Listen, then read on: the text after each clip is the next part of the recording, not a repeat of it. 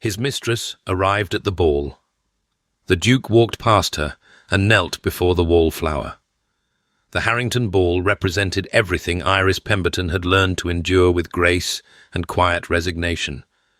500 candles blazed in crystal chandeliers above her head, casting their golden light upon silk gowns and glittering jewels, upon perfectly coiffed hair and practiced smiles, upon a world that had long since decided she did not quite belong within its charmed circle. From her position beside a particularly robust arrangement of potted palms, Iris observed it all with the keen eye of one who had spent 7 seasons perfecting the art of invisibility. "You could at least remove those dreadful spectacles," her mother had hissed, before abandoning her to the palms. "How do you expect anyone to notice you when you insist on looking like a governess?" Iris had not bothered to explain that she expected no one to notice her, spectacles or not. That particular battle had been fought and lost years ago, somewhere between her 2nd season and her 3rd, when it became apparent that her elder sisters had claimed all the family's beauty and left nothing but sharp features and unfortunate colouring for the youngest daughter. Eleanor had married a marquis. Catherine had secured an earl. Iris had secured only a growing collection of manuscripts hidden beneath her bed and a reputation as the Pemberton Wallflower. She adjusted her spectacles now, the better to observe Lady Ashworth's gown, which featured an alarming number of silk roses clustered at the bodice. The effect was less garden party than aggressive shrubbery. Iris filed the detail away for later use, already composing the sentence in her mind. The Countess had adorned herself with sufficient roses to supply a modest funeral, though whether she intended to bury her rivals or her own dignity remained unclear. Her publisher would strike the line, of course. Mr. Hartwell struck all her best lines, claiming that readers of Gothic romance preferred their prose less astringent. But Iris wrote them anyway, small private rebellions against a world that found her wanting. "Iris, dear, you simply must circulate." Her sister Catherine materialized beside the palms, perfectly beautiful in pale blue silk, her expression caught between exasperation and pity. "Standing in corners will not secure you a husband." "I was not aware I was still in pursuit of one," Iris replied mildly. "I rather thought we had all agreed that particular hunt had concluded unsuccessfully." Catherine's lovely face tightened. "You are only 24. There is still time." "For what? To pretend I am something other than what I am?" Iris kept her voice gentle, knowing that Catherine's concern, however misguided, came from genuine affection. "I am content, Catherine. Truly. Some of us are simply not meant for marriage." This was not entirely true. Iris was not content. She was resigned, which was a different thing entirely. But resignation was easier to maintain when one did not speak of it, when one simply accepted the quiet corner and the potted palms and the endless parade of seasons in which nothing changed. Catherine opened her mouth to argue further, but a ripple of excitement swept through the ballroom, heads turning toward the entrance like flowers following the sun. "Oh," Catherine breathed, "Lady Vane has arrived." Iris followed her sister's gaze and felt her novelist's instincts sharpen with interest. Lady Portia Vane swept into the Harrington ball like a queen claiming conquered territory. She was, Iris acknowledged objectively, extraordinarily beautiful. The kind of beauty that announced itself with trumpets, that commanded attention and brooked no competition. Her gown was midnight blue silk, cut daringly low across a magnificent bosom, and sapphires glittered at her throat and wrists. Her hair was black as a raven's wing, elaborately styled, her face a perfect oval, with features so symmetrical they seemed almost unreal. But it was not Lady Vane's beauty that drew every eye and whispered conversation. It was her position. "The Duke's mistress," Catherine murmured, unconsciously moving closer to Iris, as though proximity to scandal were contagious. "Brazen of her to attend when everyone knows she shares his bed." "Does everyone know?" Iris asked, genuinely curious. "Or does everyone merely assume?" Catherine gave her the look reserved for Iris's more peculiar observations. 3 years she has been his companion. He escorts her to the opera. He has been seen leaving her townhouse at dawn. What else would anyone assume? Iris had no answer to this, but she tucked the question away regardless. Her novels dealt in assumptions and their consequences, in the gap between what society believed and what was true. Lady Vane was precisely the sort of character who would ornament a Gothic tale, the beautiful villainess, perhaps, or the tragic fallen woman. Either way, she was worth watching. And then the whispers changed tenor, rising in pitch, and Iris understood that the true spectacle of the evening had only just begun. The Duke of Blackmore stood in the entrance to the ballroom. He was not what Iris had expected. She had heard him described so often, the Ice Duke, cold as a winter grave, heartless as a marble statue that she had imagined someone colourless, someone washed pale by his own reputation. Instead, Sebastian Ashworth was vividly present, tall and commanding, his dark hair touched with silver at the temples, in a way that should have aged him, but instead lent him an air of distinction that mere youth could never match. His evening clothes were immaculate, his bearing aristocratic, but it was his face that arrested her attention. He was beautiful in the way of fallen angels, all sharp planes and dangerous shadows. High cheekbones, a jaw that spoke of stubbornness and authority, a mouth that might have been sensual had it not been set in such severe lines. And his eyes, even from across the ballroom, Iris could see that his eyes were grey, the cold grey of winter skies, and that they revealed absolutely nothing of the man behind them. Here is a man who has built walls, she thought, and dares anyone to breach them. Lady Vane was already moving toward him, her midnight silk flowing behind her like dark water, her beautiful face alight with possessive triumph. The crowd parted for her, eager witnesses to the reunion of London's most infamous couple.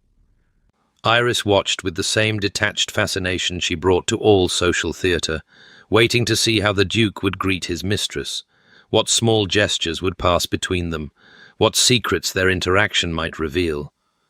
But Sebastian Ashworth did not pause for Lady Vane. He did not acknowledge her presence. He walked directly past her, his gaze fixed on something across the ballroom, and Lady Vane's lovely face froze in an expression of shock that Iris suspected would fuel gossip for months. The Duke kept walking, past the dancing couples, past the clusters of matrons with their marriage-minded daughters, past the young bucks lounging with studied nonchalance, directly toward the potted palms, directly toward Iris. She had approximately 3 seconds to wonder if perhaps he sought something behind her, a door, perhaps an escape from the spectacle he had just created before the Duke of Blackmore stopped 2 feet in front of her, met her honey-brown eyes through her unfashionable spectacles, and sank to one knee on the polished marble floor. The ballroom fell utterly silent. "Miss Pemberton," the Duke said, his voice low and clear, carrying just far enough for the nearby witnesses to hear. "Would you do me the honour of the first dance?" Iris could not speak, could not move, could barely breathe. Behind the Duke, she could see 500 shocked faces. Her mother had gone white as her pearls. Catherine appeared to be mouthing something, possibly a prayer. And Lady Vane. Lady Vane looked as though she had swallowed broken glass and was too proud to spit it out. "Miss Pemberton," the Duke prompted, still kneeling, still holding her gaze. "Your answer?" "If you please." This is a dream, Iris thought wildly. A fever dream. Or perhaps I have finally succumbed to novel-writing madness and am even now being carted off to Bedlam. But her hand, operating independently of her stunned mind, extended toward him. "Yes," she heard herself say, "that is I accept." The Duke rose with fluid grace and took her gloved hand in his. His fingers were warm even through the layers of silk and kidskin, and something odd happened in Iris's chest, something fluttering and alarming that she firmly suppressed. She was not some green girl to be undone by a handsome face. There was something wrong here, something she did not understand, and she would not be distracted by grey eyes and elegant hands. He led her onto the dance floor, and the orchestra, recovering from their collective shock, struck up a waltz. "You are wondering why," he said, as he placed one hand at her waist and took her fingers in his other. "Among other things," Iris managed, grateful that her voice emerged steadier than she felt, "such as whether you are drunk, mad, or operating on some species of wager." Something flickered in those grey eyes. Surprise, perhaps, or something darker. "None of those, Miss Pemberton." "Then enlighten me, Your Grace, for I confess myself entirely at sea." They moved through the opening figures of the waltz, and Iris was dimly aware that they danced well together, that his lead was confident without being overbearing, that her body responded to his guidance as though they had practiced this very dance 100 times before. Surrounding them, other couples had joined the floor, but the attention of the entire ballroom remained fixed on the Duke and the Wallflower he had inexplicably chosen. "You are not what I expected," the Duke said. "No one expects Wallflowers. That is rather the point of us." His hand tightened almost imperceptibly at her waist. "You hide behind self-deprecation. Why?" "I do not hide," Iris said, and then, because she was nothing if not honest with herself, "or if I do, it is only because hiding is safer than being seen." "Seen as what?" "As wanting things I cannot have. As dreaming of passion and adventure when my lot is potted palms and resignation. As a woman whose heart is far too hungry for the narrow life society has assigned her." "As presumptuous," she said instead. "It would not do for a Wallflower to assume she deserved the same attention as the Lady Vanes of the world." The Duke's expression did not change, but something shifted in the quality of his attention. "You observed my entrance." "Everyone observed your entrance, Your Grace. It was rather dramatic." "And what conclusions did you draw?" Iris considered her answer carefully. This conversation was a maze, and she sensed that wrong turns would have consequences.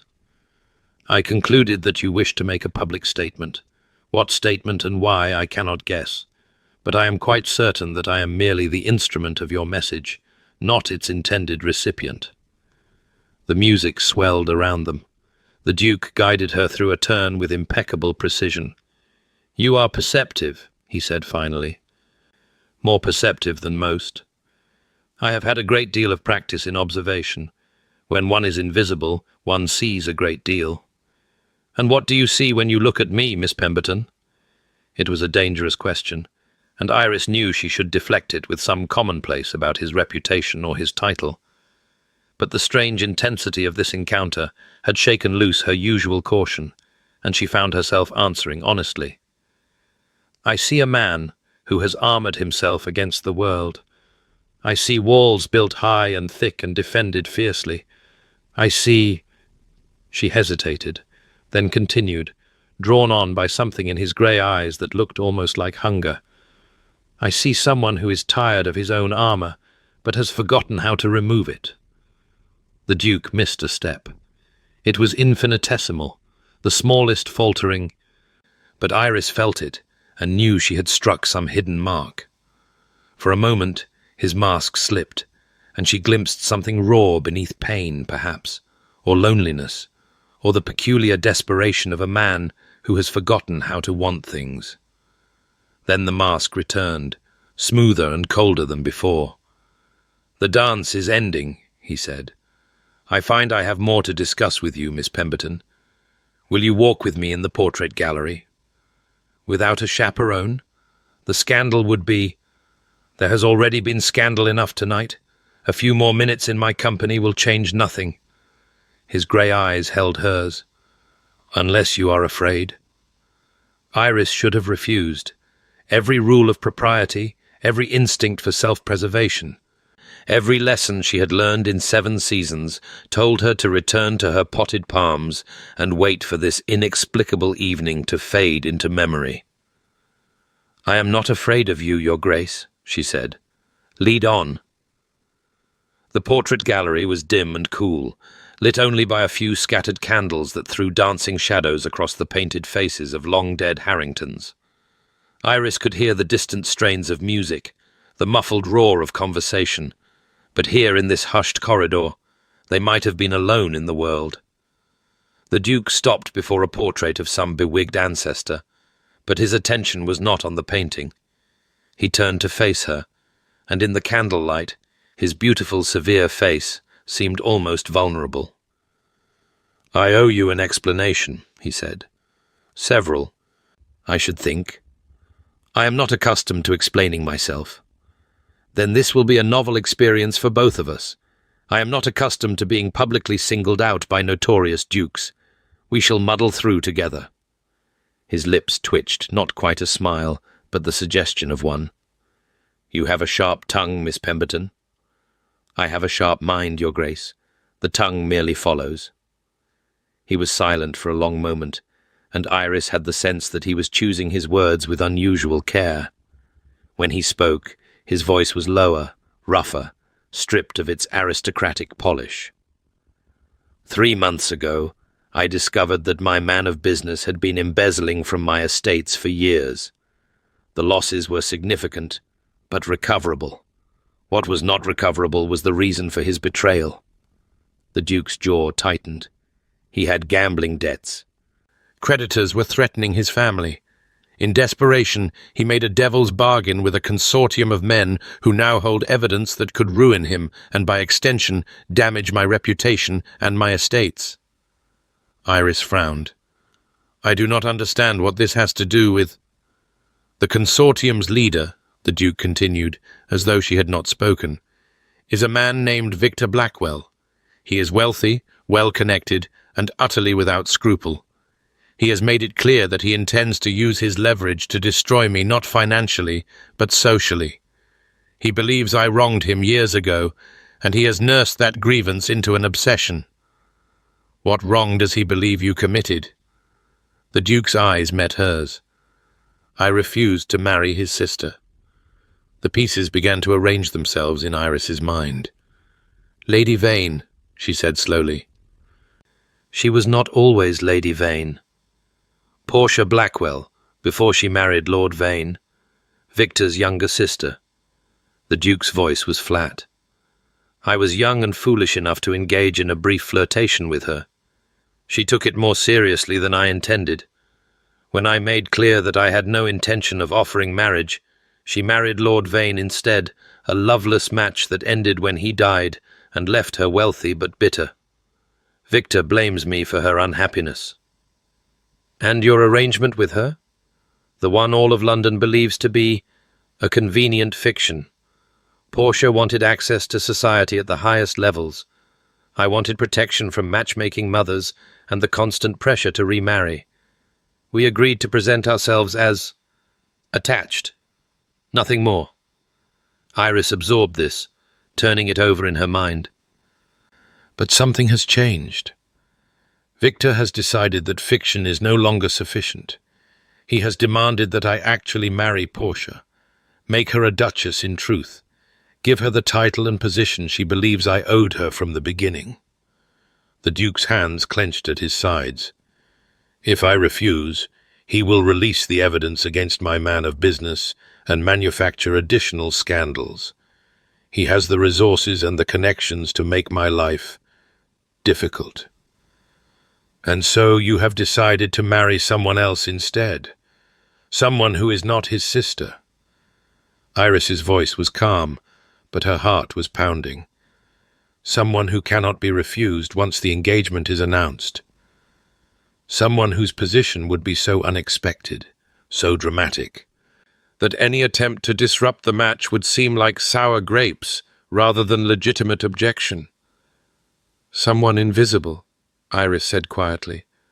"Someone no one would suspect you of genuinely wanting. Someone whose sudden elevation would be attributed to whim or madness rather than strategy." The Duke did not deny it. "You chose me," Iris continued, "because I am the most unlikely candidate imaginable. Because no one will believe you actually desire me, and therefore no one will believe that removing me would solve Victor Blackwell's problem. If you had chosen a diamond of the first water, he might convince society that you were being coerced. But a wallflower? Who would bother to coerce a duke into marrying a wallflower? You understand the strategy. I understand that I am being used as a chess piece in a game I did not agree to play. Iris's voice sharpened. You humiliated Lady Vane publicly. You singled me out from 500 guests.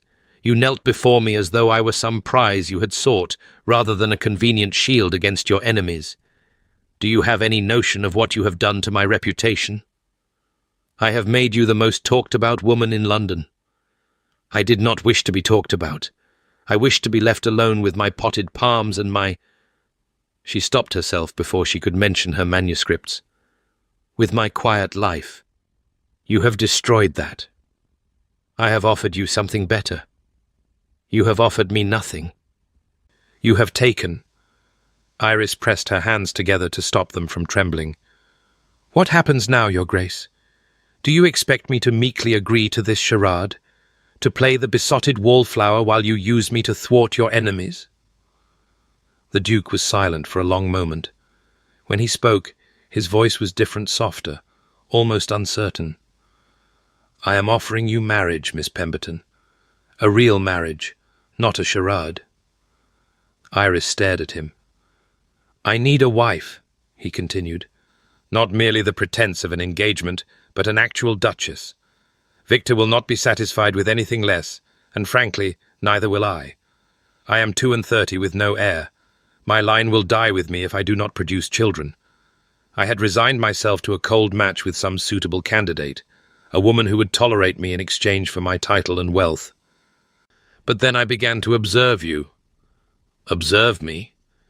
In ballrooms, at musicales, in the corners where you think no one notices you. The Duke's grey eyes held hers.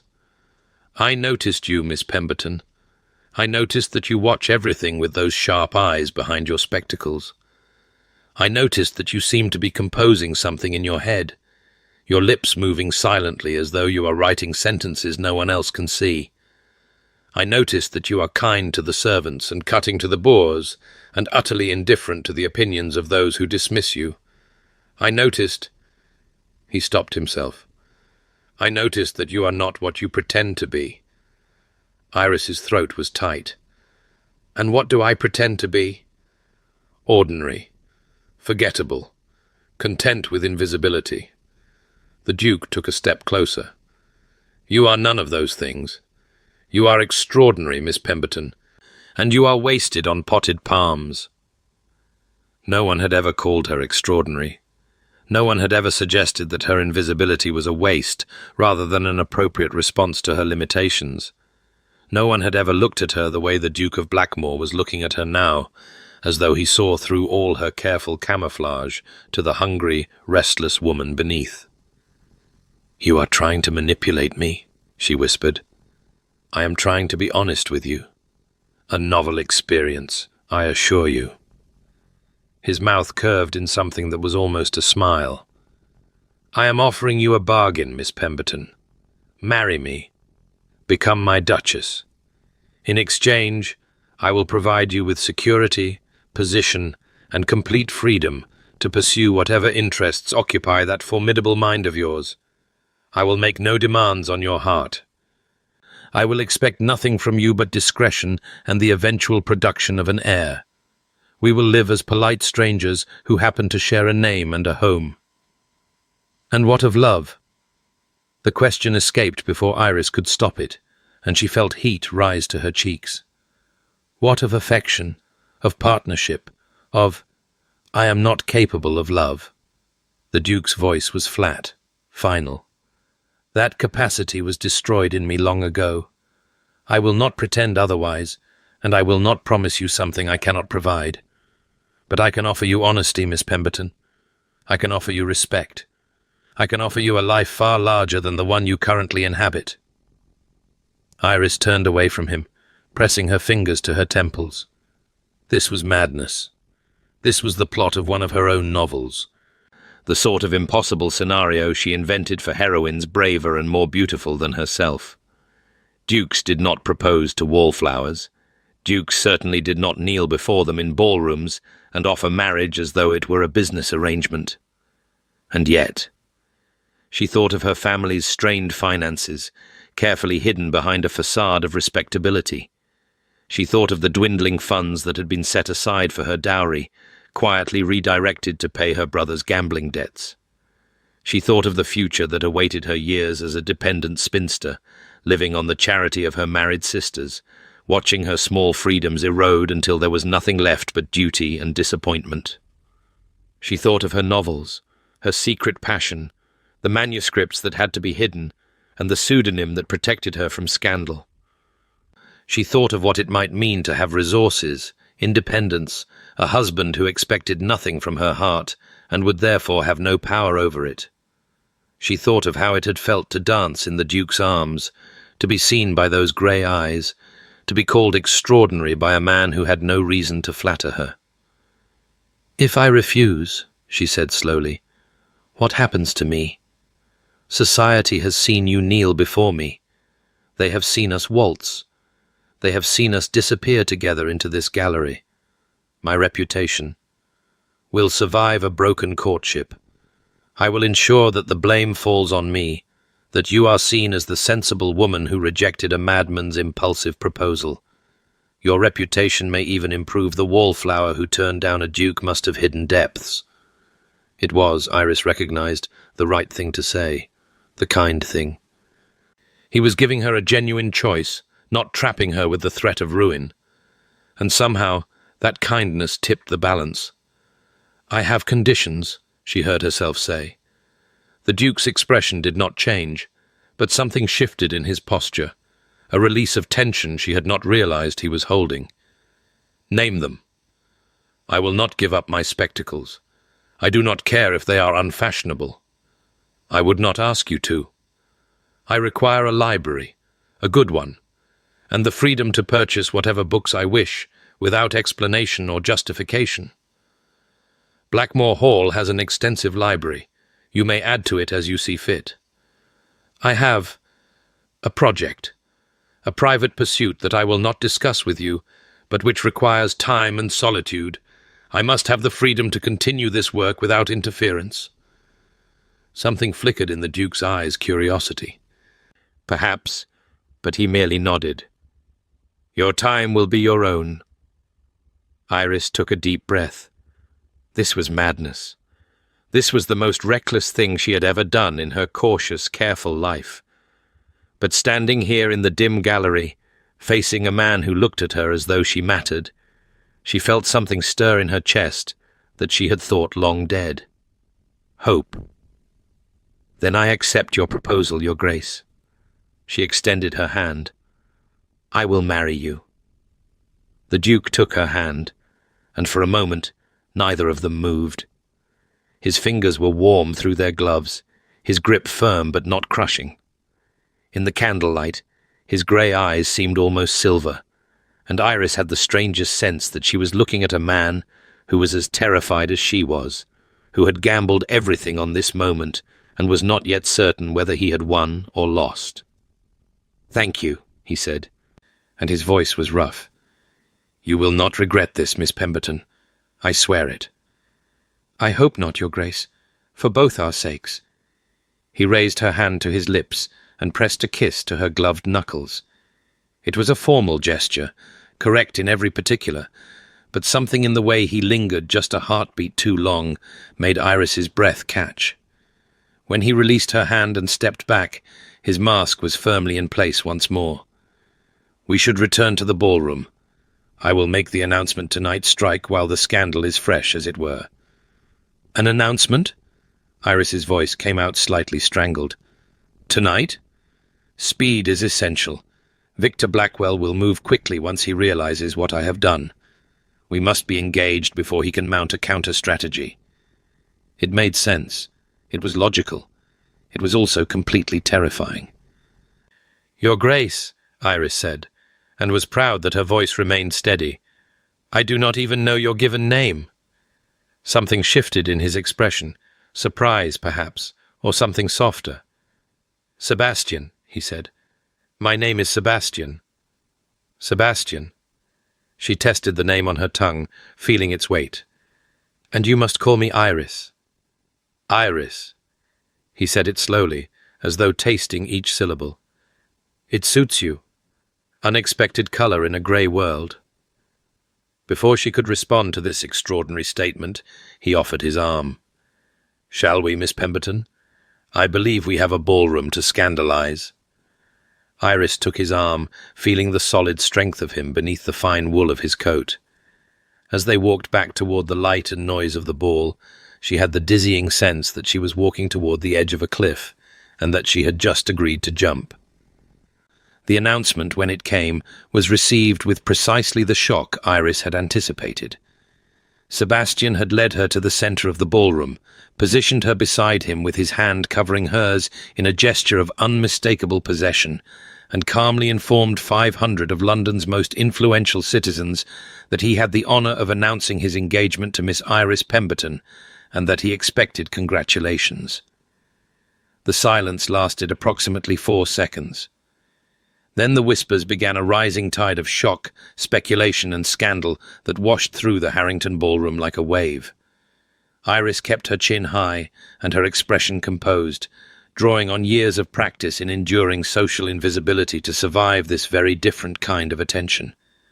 Her mother had fainted. Catherine was crying, whether from joy or horror. Iris could not determine. And Lady Portia Vane stood like a statue carved from ice, her beautiful face utterly blank, her sapphire eyes fixed on the Duke with an expression that promised retribution.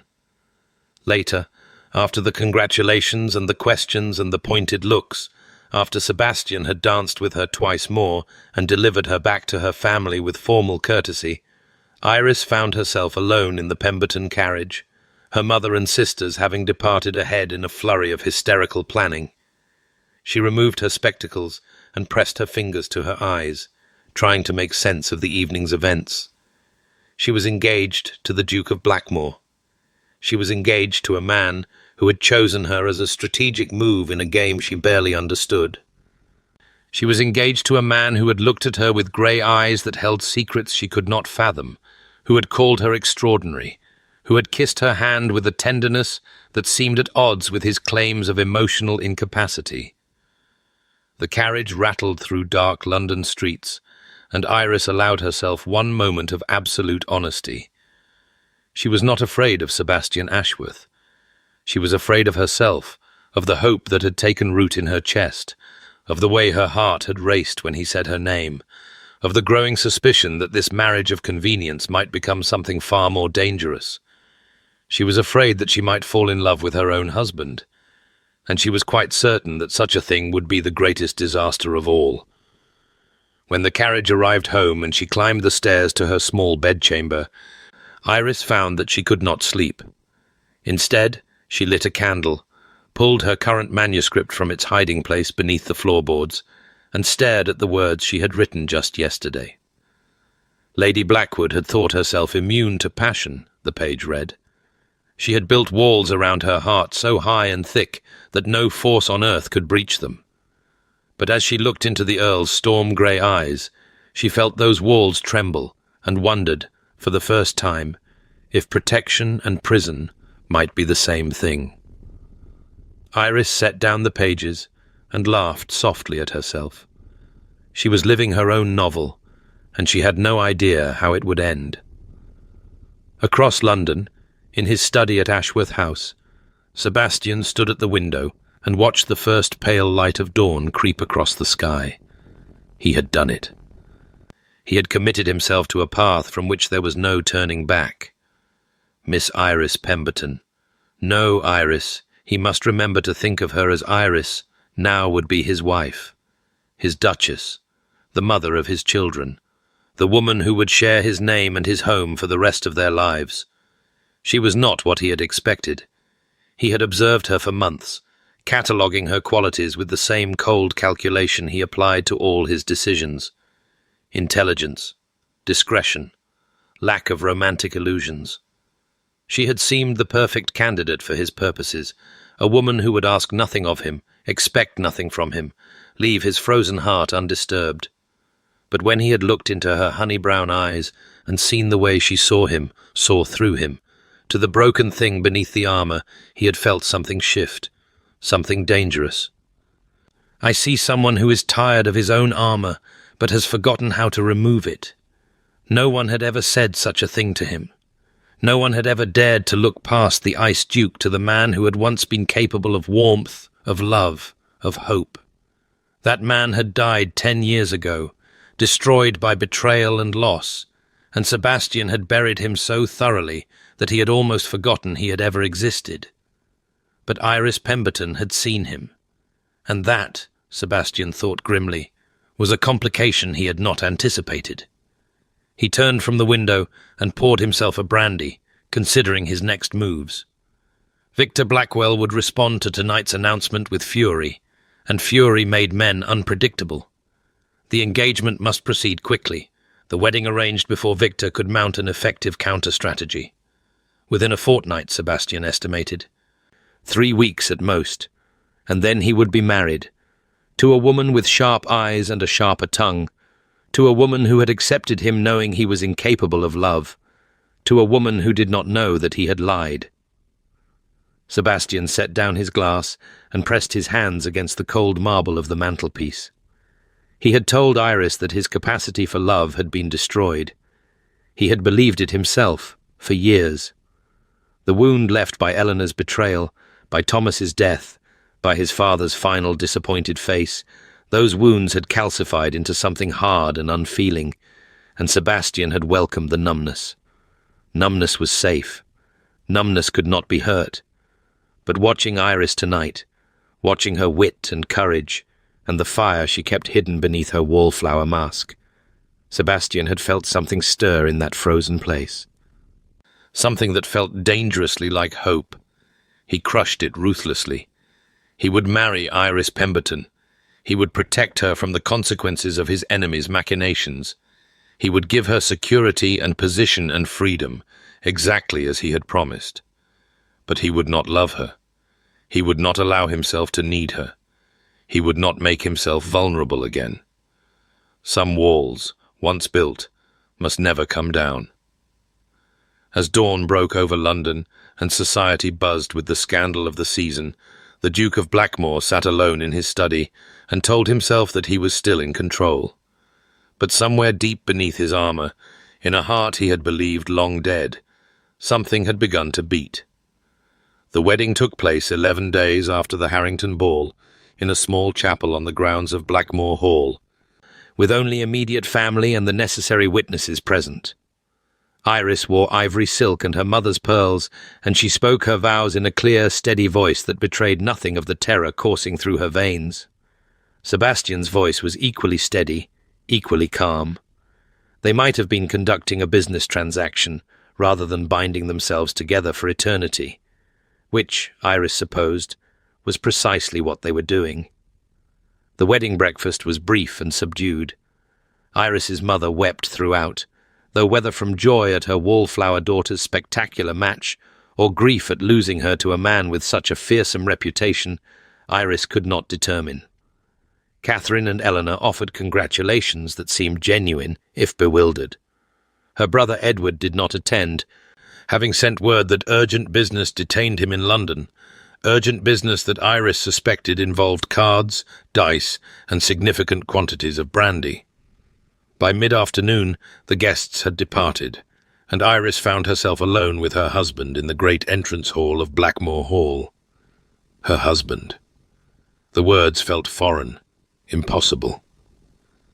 The Duke of Blackmore Sebastian stood beside her in his immaculate wedding clothes, his grey eyes unreadable, his beautiful face revealing nothing of his thoughts. They had barely spoken since the ceremony. What did one say to a stranger one had just married? "I will show you to your rooms," Sebastian said, breaking the silence. "Mrs. Hartley, the housekeeper, will attend you. She can answer any questions about the household." "Thank you." Iris's voice came out smaller than she intended. She cleared her throat and tried again. "That would be most helpful." He offered his arm, and she took it, hyper-aware of the solid warmth of him beneath the fine wool of his coat. Together they ascended the grand staircase, their footsteps echoing in the cavernous space. Blackmore Hall was magnificent and intimidating in equal measure. The architecture spoke of centuries of wealth and power, of generations of Ashworths who had shaped this place in their image. Portraits lined the walls, stern-faced men and elegant women, all watching Iris with painted eyes that seemed to judge her an interloper. "The family wing is this way," Sebastian said, guiding her down a corridor. "Your suite is connected to mine through a sitting room. You may arrange the rooms however you wish. If the furnishings are not to your taste, inform Mrs. Hartley, and she will see to changes. I'm sure they will be perfectly adequate." Sebastian stopped before a door and turned to face her. "Iris." It was the first time he had used her given name since their engagement, and something in his voice made her look up sharply. "I know this is not the wedding you imagined," he said quietly. "I know I have asked a great deal of you. I want you to understand that I meant what I said about your freedom. This is your home now. You may do as you please within it. I will make no demands on your time or your company." "And the other demands?" Iris felt heat rise to her cheeks, but she refused to look away. "You mentioned an heir." Sebastian's expression flickered something that might have been discomfort, or perhaps something else entirely. "That matter can wait until you are settled. There is no urgency." "I understood there was considerable urgency. Victor Blackwell. Victor Blackwell's machinations do not dictate the terms of our marriage bed." Sebastian's voice was sharper than she had heard it before. "I will not come to you until you are ready. If you are never ready, then we will address the question of succession through other means. Is that clear?" Iris stared at him, trying to reconcile this consideration with his reputation for coldness. "Abundantly." "Good." He stepped back, his mask settling into place once more. "Mrs. Hartley will be up shortly. I have business to attend to in my study. Dinner is at 8. We can take it separately if you prefer." "I do not prefer." The words escaped before Iris could consider them. "That is, we are married, Your Grace." "We might as well become accustomed to each other's company." Something flickered in Sebastian's grey eyes. "As you wish. 8 o'clock, then. The dining room is— I will find it." Iris lifted her chin. "I am quite capable of navigating a house, however large." "I never doubted it." Was that amusement in his voice? It was gone before she could be certain. "Until dinner, then. Duchess." He turned and walked away, leaving Iris alone in the corridor with her racing heart and her complete bewilderment. Duchess. She was a duchess now. The thought was so absurd that she laughed aloud, the sound echoing strangely in the empty hallway. Iris Pemberton, Wallflower of 7 seasons, was now her Grace, the Duchess of Blackmore. Her publisher would never believe it. The rooms were beautiful. Iris had expected cold grandeur, something befitting a house called Blackmore Hall and a man called the Ice Duke. Instead, she found warmth and elegance, soft blue walls, cream-coloured furnishings, windows that looked out over gardens just beginning to show signs of spring. A fire burned in the grate, chasing away the April chill, and fresh flowers adorned the mantelpiece. Someone had gone to considerable effort to make these rooms welcoming. Mrs. Hartley, a comfortable woman in her 50s with kind eyes and capable hands, supervised the unpacking of Iris's trunks while explaining the workings of the household. The staff was extensive but well-trained. The cook was temperamental but talented. The gardens were the particular pride of the head gardener, Mr. Collins, who could be found there from dawn to dusk regardless of weather. "And His Grace?" Iris asked, keeping her voice casual. "What are his particular habits?" Mrs. Hartley's expression softened. "His Grace keeps to himself, Your Grace. Takes his breakfast early, spends most days in his study or riding the estate. He's a fair master, though never harsh with the staff, always reasonable in his expectations. "We've been hoping—" She stopped herself. "Forgive me. It's not my place." "Please, go on. I find myself in considerable need of insight into my husband's character." The housekeeper hesitated, then seemed to make a decision. "We've been hoping someone might bring a bit of warmth to this house. It's been cold too long, and I don't mean the fires, Your Grace. Since the old Duke passed, and young Master Thomas before him, His Grace carries a heavy burden, heavier than anyone knows." "You've been with the family long?" 30 years, Your Grace. I remember His Grace as a boy, bright and laughing, always getting into mischief with his brother." Mrs. Hartley's eyes grew distant. "He was different then, before everything happened." Iris wanted to press for details, but something held her back. Sebastian's wounds were his own. She would not learn his secrets from servants' gossip. "Thank you, Mrs. Hartley. I believe I should like to rest before dinner." "Of course, Your Grace. Ring if you need anything at all."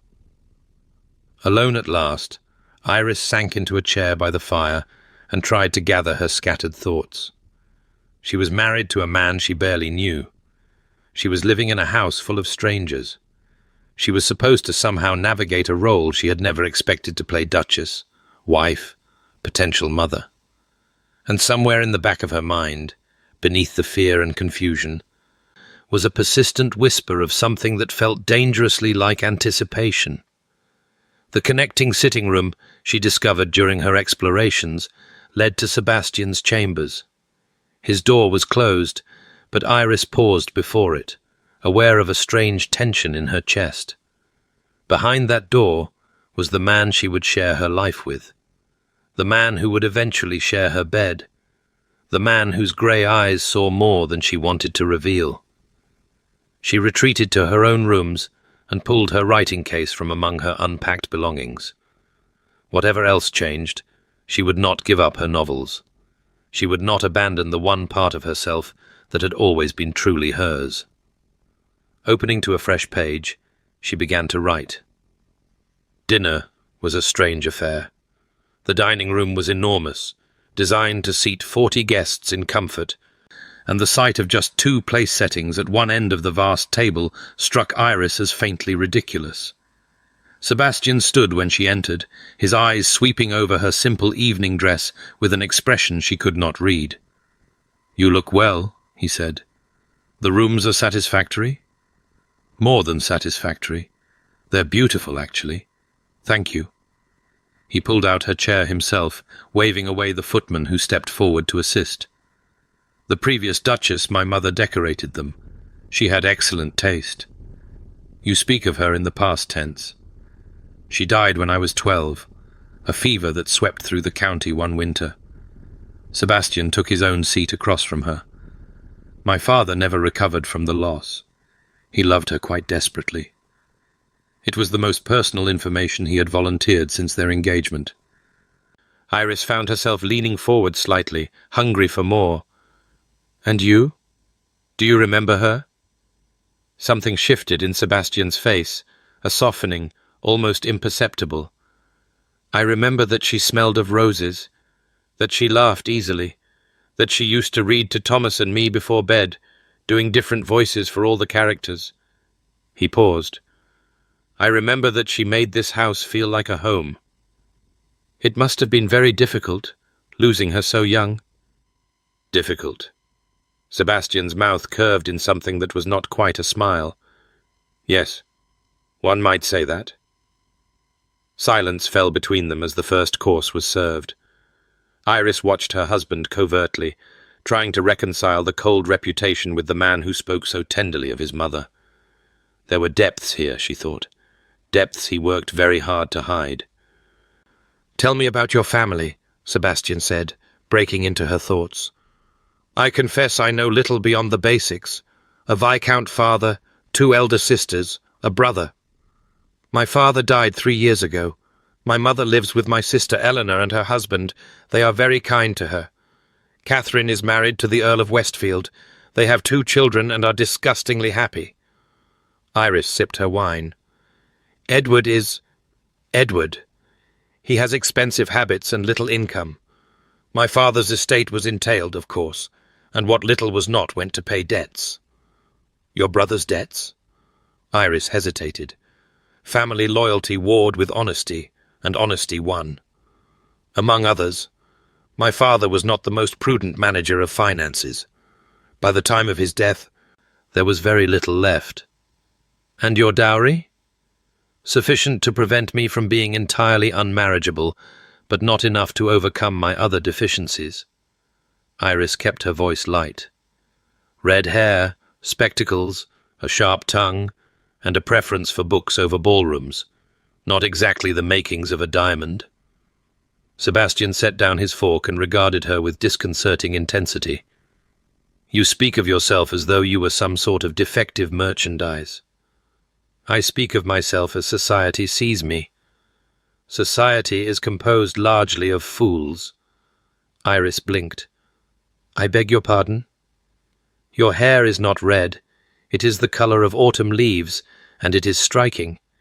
Your spectacles indicate intelligence rather than deficiency. Your sharp tongue is refreshing in a world of simpering flattery. And your preference for books suggests a mind worth knowing. Sebastian's grey eyes held hers. Society failed to recognize your worth. That is society's failure, not yours. Iris found herself temporarily unable to speak.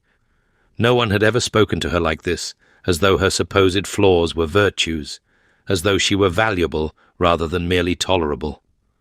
You are very kind, she managed finally. I am not kind. I am accurate. Sebastian returned his attention to his plate. You should eat. Mrs. Crawford becomes quite distressed when her cooking goes unapproved. They finished the meal in a silence that felt somehow different from before, less awkward, more companionable. When the dessert plates were cleared, Sebastian rose and offered his arm. Would you care to see the library? I believe it might be of interest to you. Iris's heart leapt. Very much. The library was everything she had hoped for, and more. 3 stories of books rose around her, accessible by a system of rolling ladders and narrow gallery walkways. The scent of leather and paper and old ink filled the air, and Iris felt something loosen in her chest that she had not realized was tight. This is magnificent, she breathed, turning in a slow circle to take it all in. How many volumes? Approximately 15,000, though I have not catalogued them in some years. Sebastian watched her reaction with something that might have been satisfaction. My grandfather was the true collector. He never met a book he would not purchase.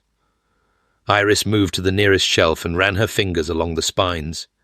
History, philosophy, natural science, everything was here, organized with care and maintained with obvious love.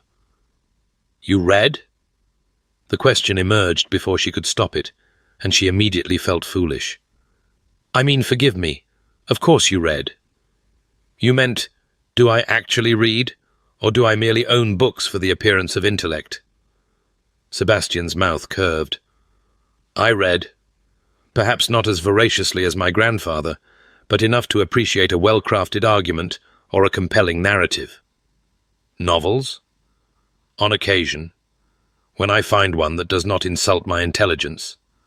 Iris thought of her own novels, the Gothic romances she published under a male pseudonym, full of dark secrets and passionate encounters, and heroines who refused to be defeated by circumstance.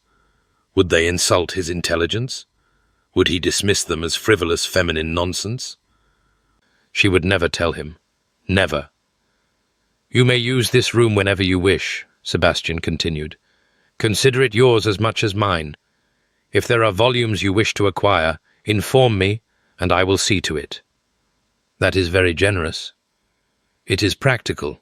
A duchess should have access to whatever resources she requires. He paused, and something shifted in his expression. May I ask you something? Of course. The project you mentioned, the private pursuit you would not discuss. Is it something that requires particular materials, equipment, space? Iris felt her face heat. It requires only paper, ink, and solitude. You write. It was not a question. Iris's heart hammered against her ribs. What makes you say that? I told you I observed you before our engagement. You are always composing in your head. I can see your lips moving when you think no one is watching. You reach for a pencil that is not there when something interesting happens. You look at people as though you are describing them to someone who cannot see. Sebastian's grey eyes were intent on her face. You write. The question is merely what? Iris could deny it. She could dismiss his observations as fancy, claim that she merely kept a journal or wrote letters to friends. He would probably accept the explanation. He had no reason to press. But something in his gaze, curiosity without judgment, interest without condescension, made her want to tell the truth. Novels, she said quietly. I write novels. Sebastian's eyebrows rose. Published? Yes, under a pseudonym. I. M. Ashworth. She laughed shakily. Rather ironic now, given my married name. I. M. Ashworth.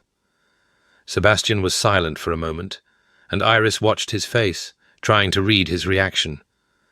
The Gothic romances, The Shadow of Thornwood Manor, A Lady's Dark Secret. Iris stared at him.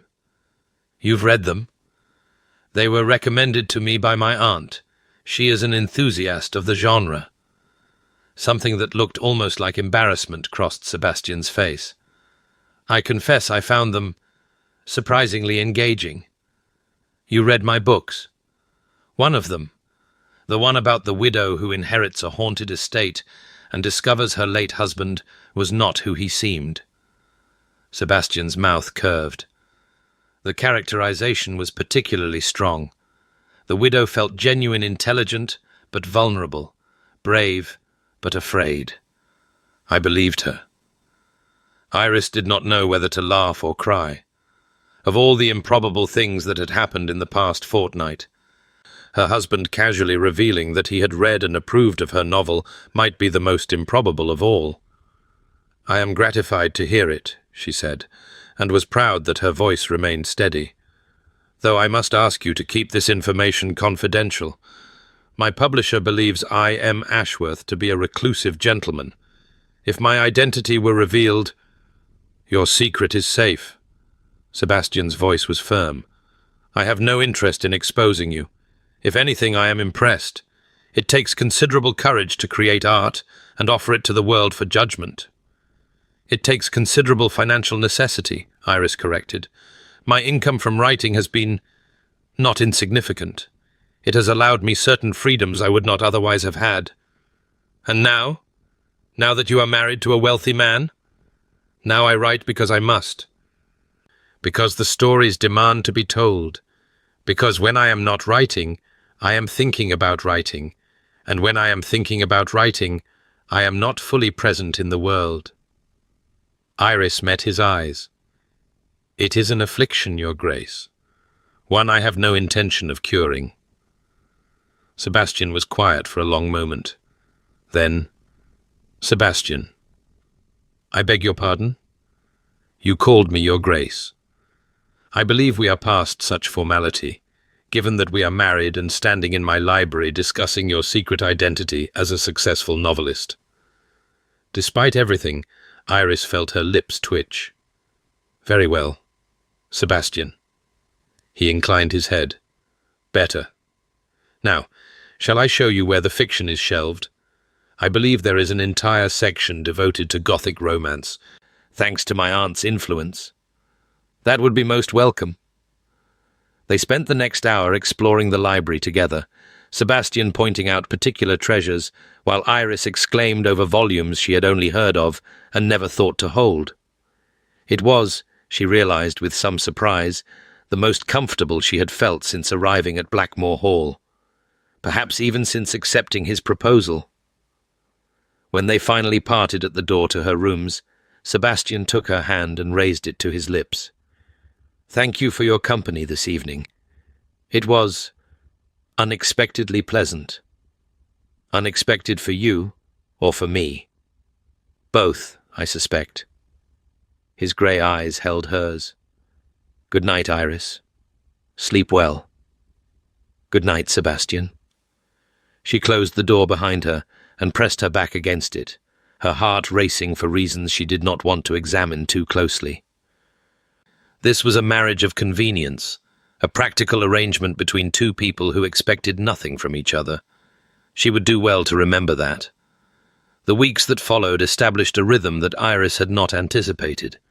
She had expected cold politeness, separate lives, two strangers sharing a roof, but nothing else.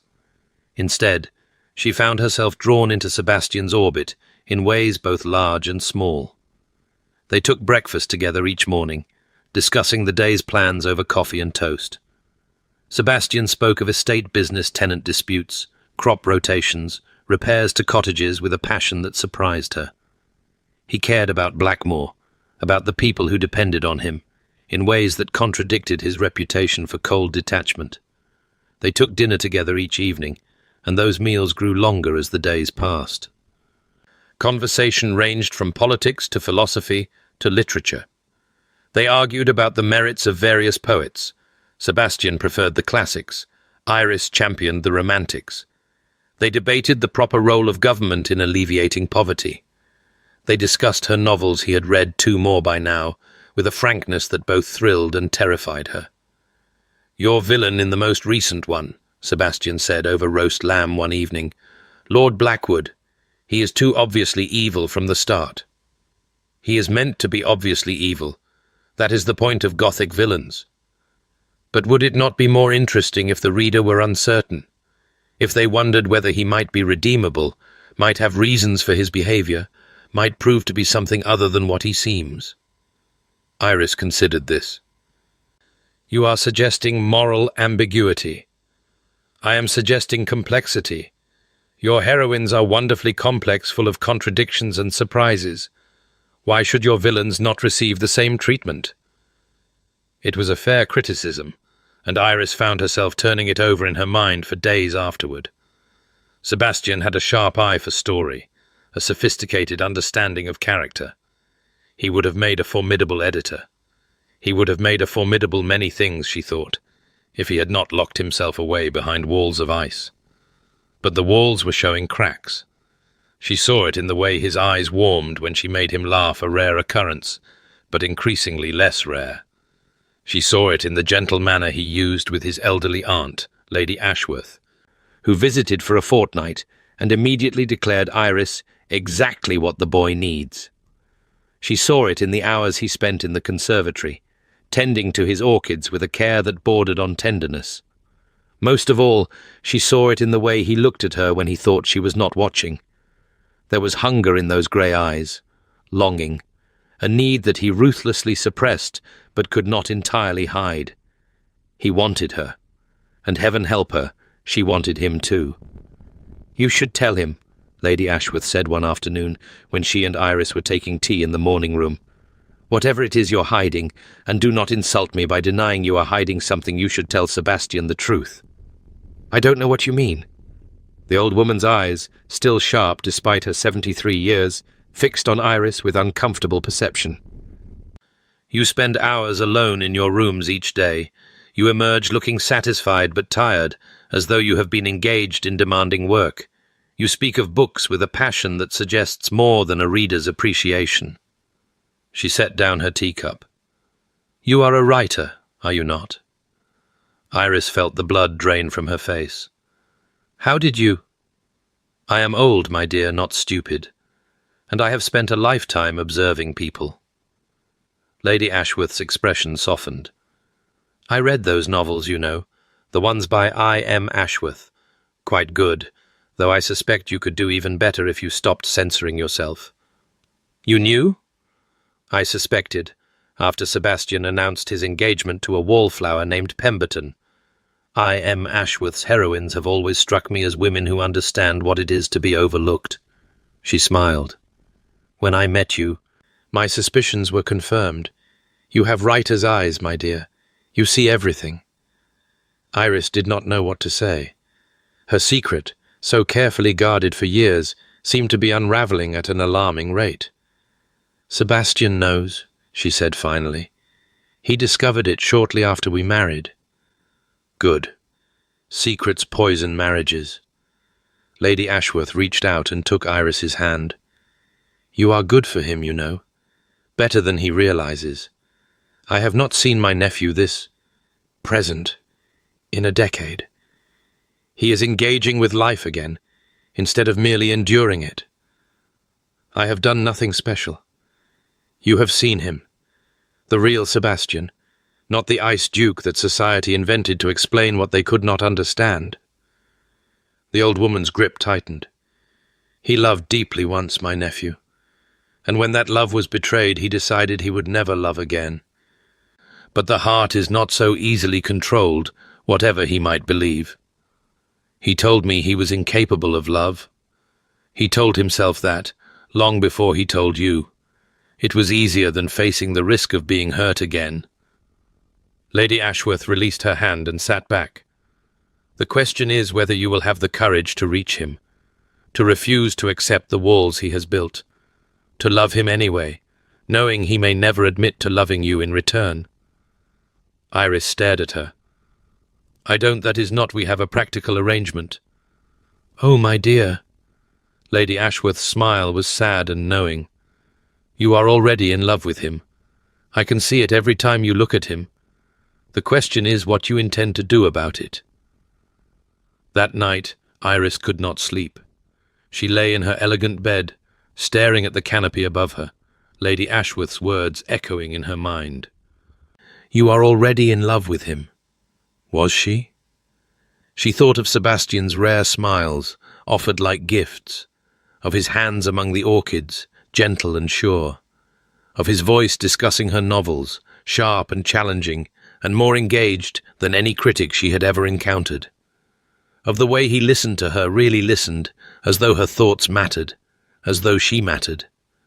She thought of the hunger in his grey eyes, the need he refused to acknowledge.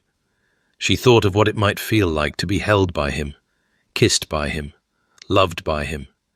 We have a practical arrangement, but nothing about this felt practical anymore. A noise from the connecting sitting room made her freeze. Soft footsteps, the creak of a floorboard, then silence. Iris rose and pulled on her wrapper, moving quietly to the door. She pressed her ear against the wood, straining to hear. Nothing. She opened the door. Sebastian stood in the middle of the sitting room, dressed in a brocade dressing gown, his hair slightly dishevelled. He looked startled to see her, almost guilty. "I apologize," he said quickly. "I did not mean to disturb you.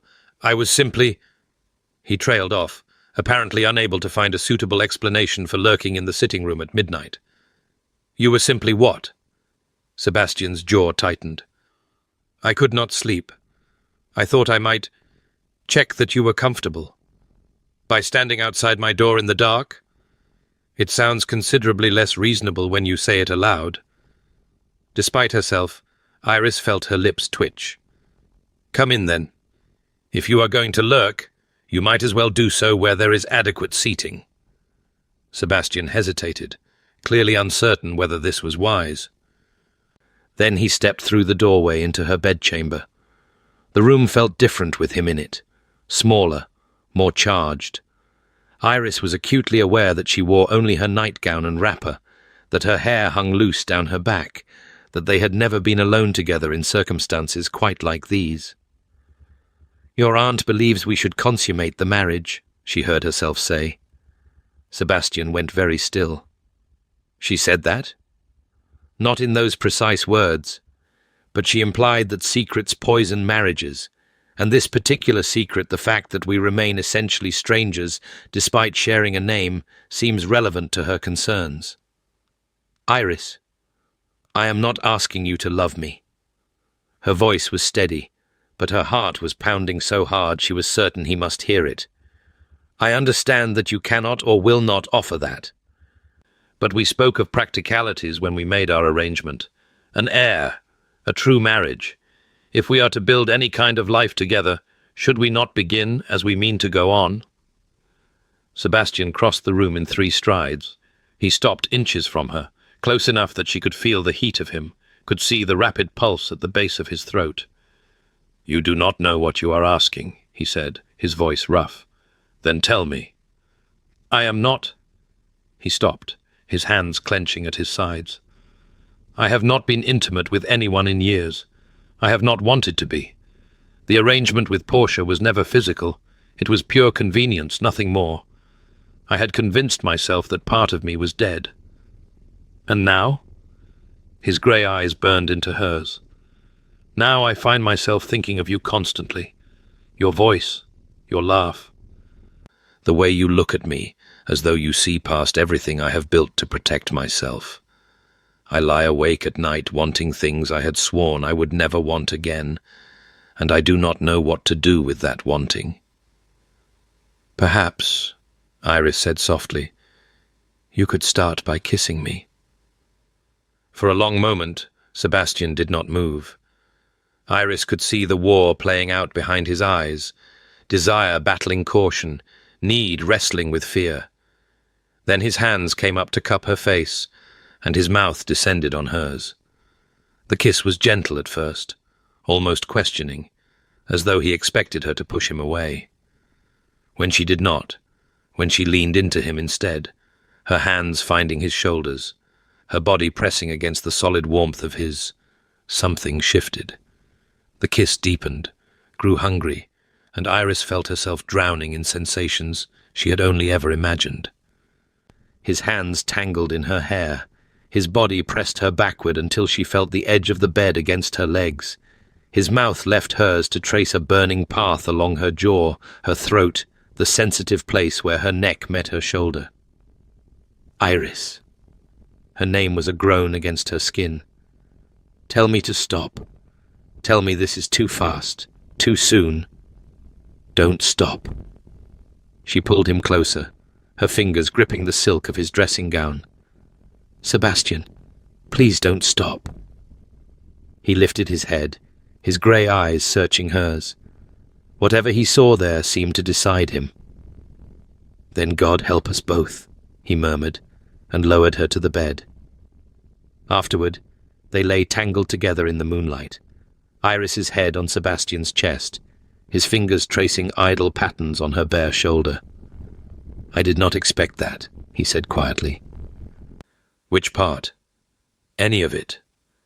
His hand stilled on her skin. "I told you I was incapable of love.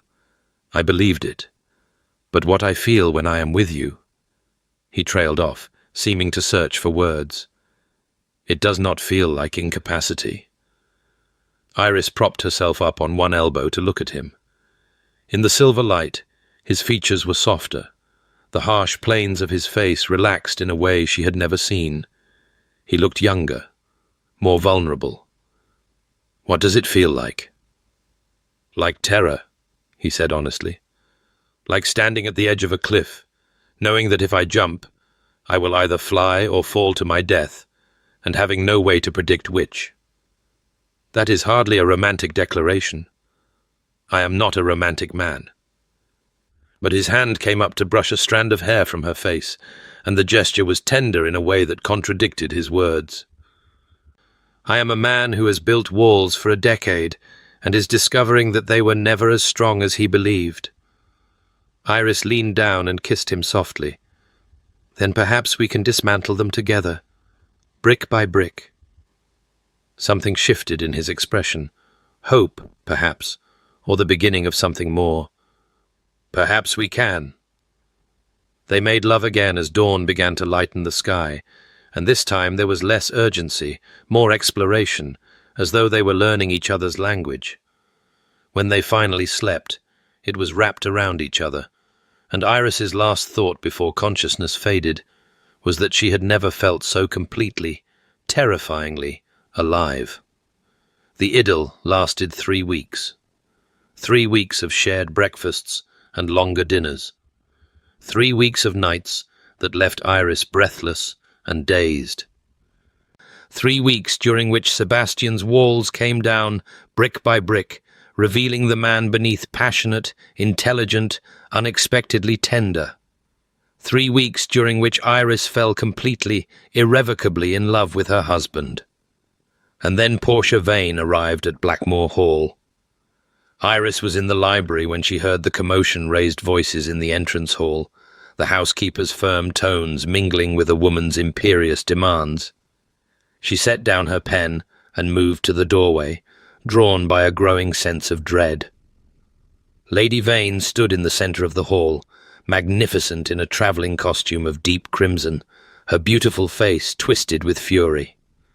Sebastian had emerged from his study and was facing her with an expression that had gone cold and closed. "You cannot simply refuse to see me," Portia was saying. "After everything we have been to each other, we have been nothing to each other." Sebastian's voice was flat. "We had an arrangement of mutual convenience, which I have ended. There is nothing more to discuss." "Nothing more? You humiliated me in front of all of London. You cast me aside for a nobody, a wallflower with red hair and spectacles. You will not speak of my wife in that manner." The temperature of Sebastian's voice dropped several degrees. "Whatever our history, Portia, it does not give you the right to insult the Duchess of Blackmore." Portia's laugh was brittle. "The Duchess of Blackmore? Do you think she knows why you really married her? Do you think she understands that she was nothing but a strategic maneuver? She understands perfectly. I was honest with her from the beginning." "Oh, were you? Did you tell her about Eleanor? Did you tell her what you did to your own brother?" The silence that followed was absolute. Iris found herself stepping forward, into the hall, drawn by a need to understand what was happening. Sebastian saw her, and something in his face changed, a flash of something that looked almost like fear. "Iris. Ah, the little Duchess appears." Portia turned, and her smile was sharp as a blade. "How delightful. Tell me, Your Grace, has your husband shared the details of his past with you? The real details, not the sanitized version society pretends to believe?" "What happens between my husband and myself is none of your concern."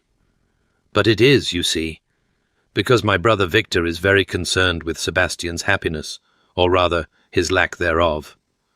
Portia moved closer, her eyes glittering. "Did Sebastian tell you about Eleanor Blackwood, the beautiful debutante he was engaged to once upon a time? He mentioned an engagement that ended badly." "Ended badly." Portia's laugh was a weapon. "Is that what he called it? Let me tell you the truth, little Duchess. Eleanor Blackwood came to London with nothing but a pretty face and a talent for manipulation. She set her cap at Sebastian, seduced him utterly, made him believe she loved him desperately. And all the while, she was also seducing his younger brother Thomas." Iris's stomach turned. That is the truth. Eleanor played the brothers against each other, stoking jealousy and suspicion, until Thomas challenged Sebastian to a duel over her honor. Sebastian refused to fight his own brother.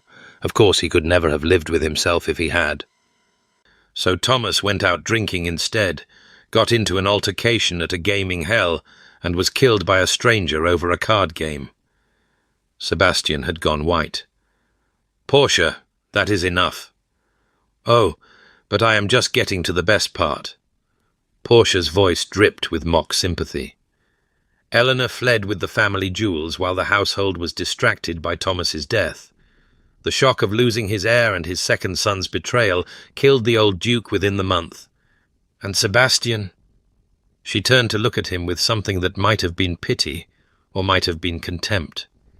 "Sebastian has blamed himself ever since, for not seeing Eleanor's true nature, for not protecting his brother, for surviving when everyone else died." "I said that is enough." Sebastian's voice cracked like a whip. "Is it? Because I think your wife deserves to know who she married.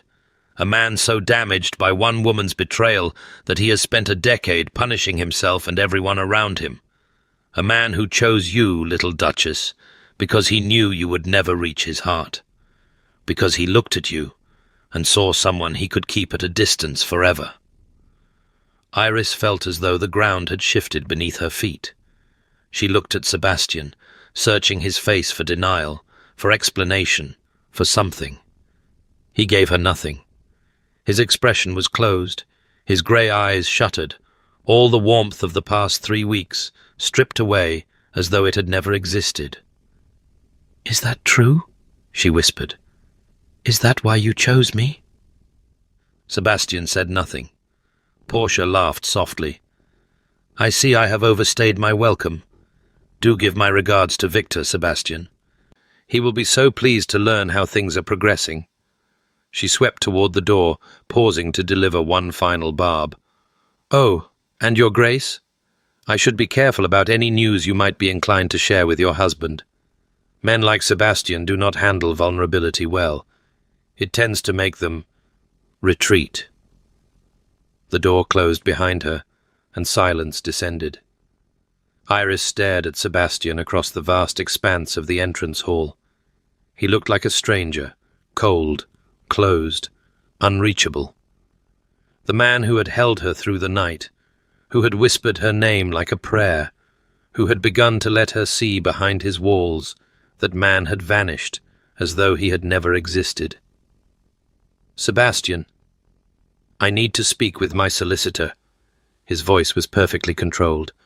"This situation with Victor Blackwell requires attention. I may be gone several days. Sebastian, please. I suggest you use the time to consider your position, whether you wish to remain in a marriage that was, as Portia so accurately stated, a strategic maneuver." He turned away. "I will send word when I return." "Stop." The word came out sharper than Iris intended, and Sebastian froze mid-step. "Do not do this. Do not retreat behind your walls because Portia Vane said cruel things designed to hurt us both." She told the truth. She told a truth, twisted to serve her purposes. That is not the same thing. Iris crossed the hall until she stood directly behind him.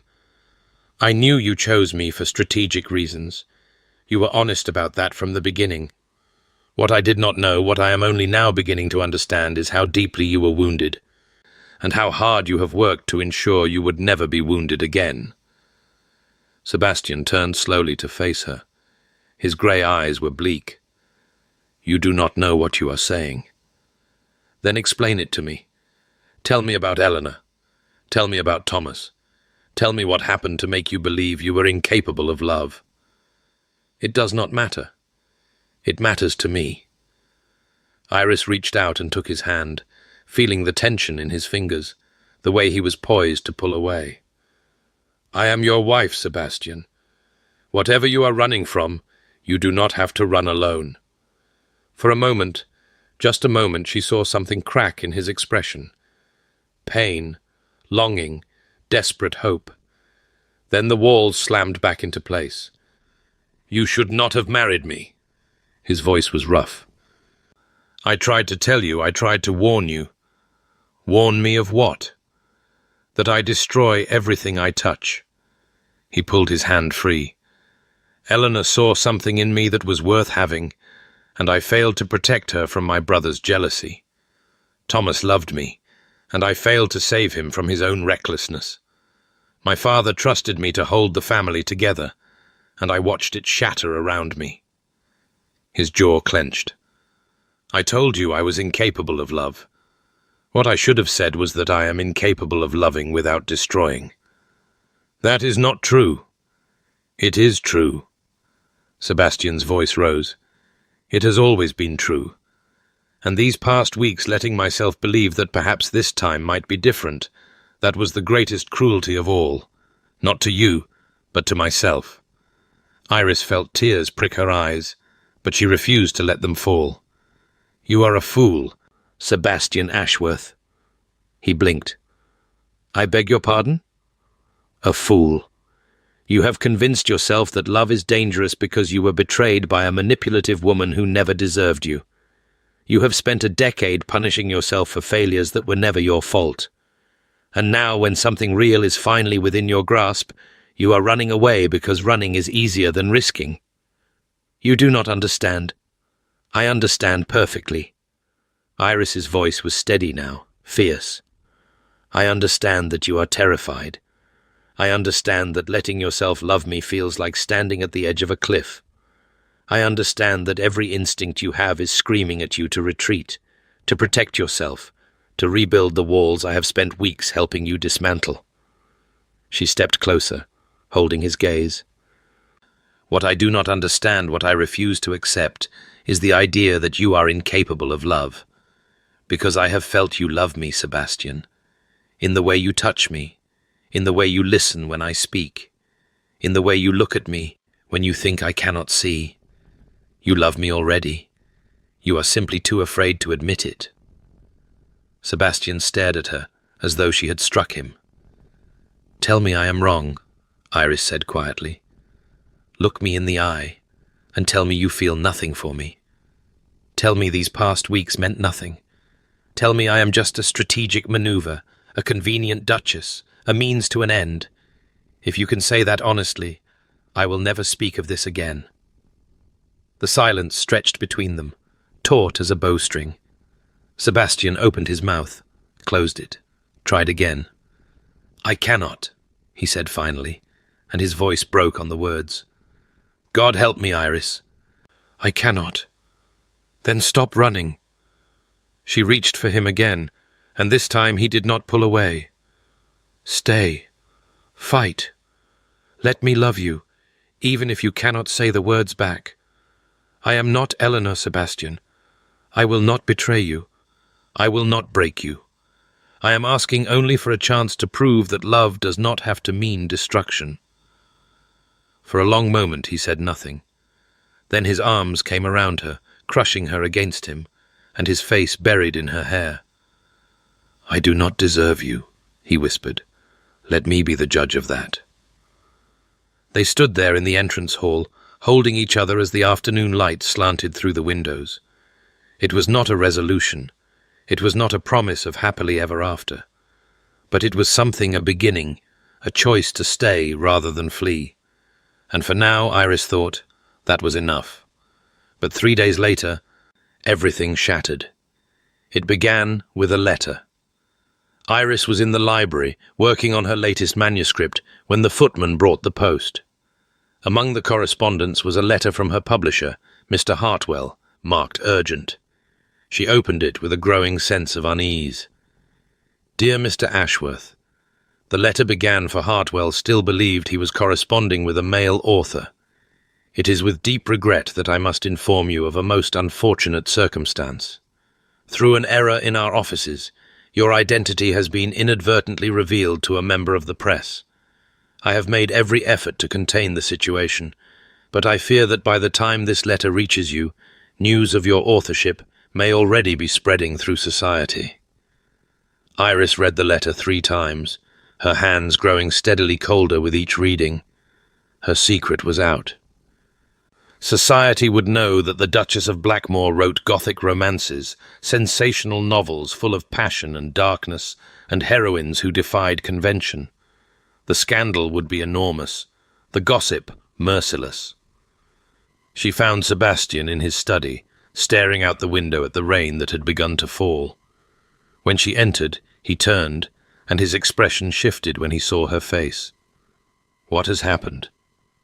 Wordlessly, she handed him the letter. She watched him read it, watched his face change, waited for the storm that must surely follow the anger, the recrimination, the demand to know why she had kept such a dangerous secret. Instead, Sebastian set down the letter and looked at her with something she did not expect. Concern. "Are you all right?" "I what?" "The exposure of your work, the potential scandal. Are you all right?" Iris stared at him. "You are not angry." "Why would I be angry?" "Because I hid this from you. Because my foolish hobby is about to become a source of public mockery. Because the Duchess of Blackmore writing Gothic romances will make us both laughingstocks." "Stop." Sebastian crossed to her and took her hands in his. "Listen to me. Your writing is not a foolish hobby. It is a genuine talent. Your novels are beautiful and compelling and far more honest than anything society produces. If people choose to mock you for creating art, that reflects poorly on them, not on you. But the scandal will pass. Scandals always do. His grey eyes held hers. What concerns me is that you felt you had to hide this, that you did not trust me enough to share the truth. The accusation struck home. I was afraid. Of what? That you would think less of me. That you would dismiss my work as frivolous or inappropriate. That you would... She stopped, struggling to articulate fears she had never fully examined. I have hidden my writing for so long. It was the one thing that was truly mine, that no one could take from me or judge. Sharing it felt like standing naked before the world. Sebastian was quiet for a moment. Then, you shared it with me. Weeks ago, in this very house, you told me the truth about your work.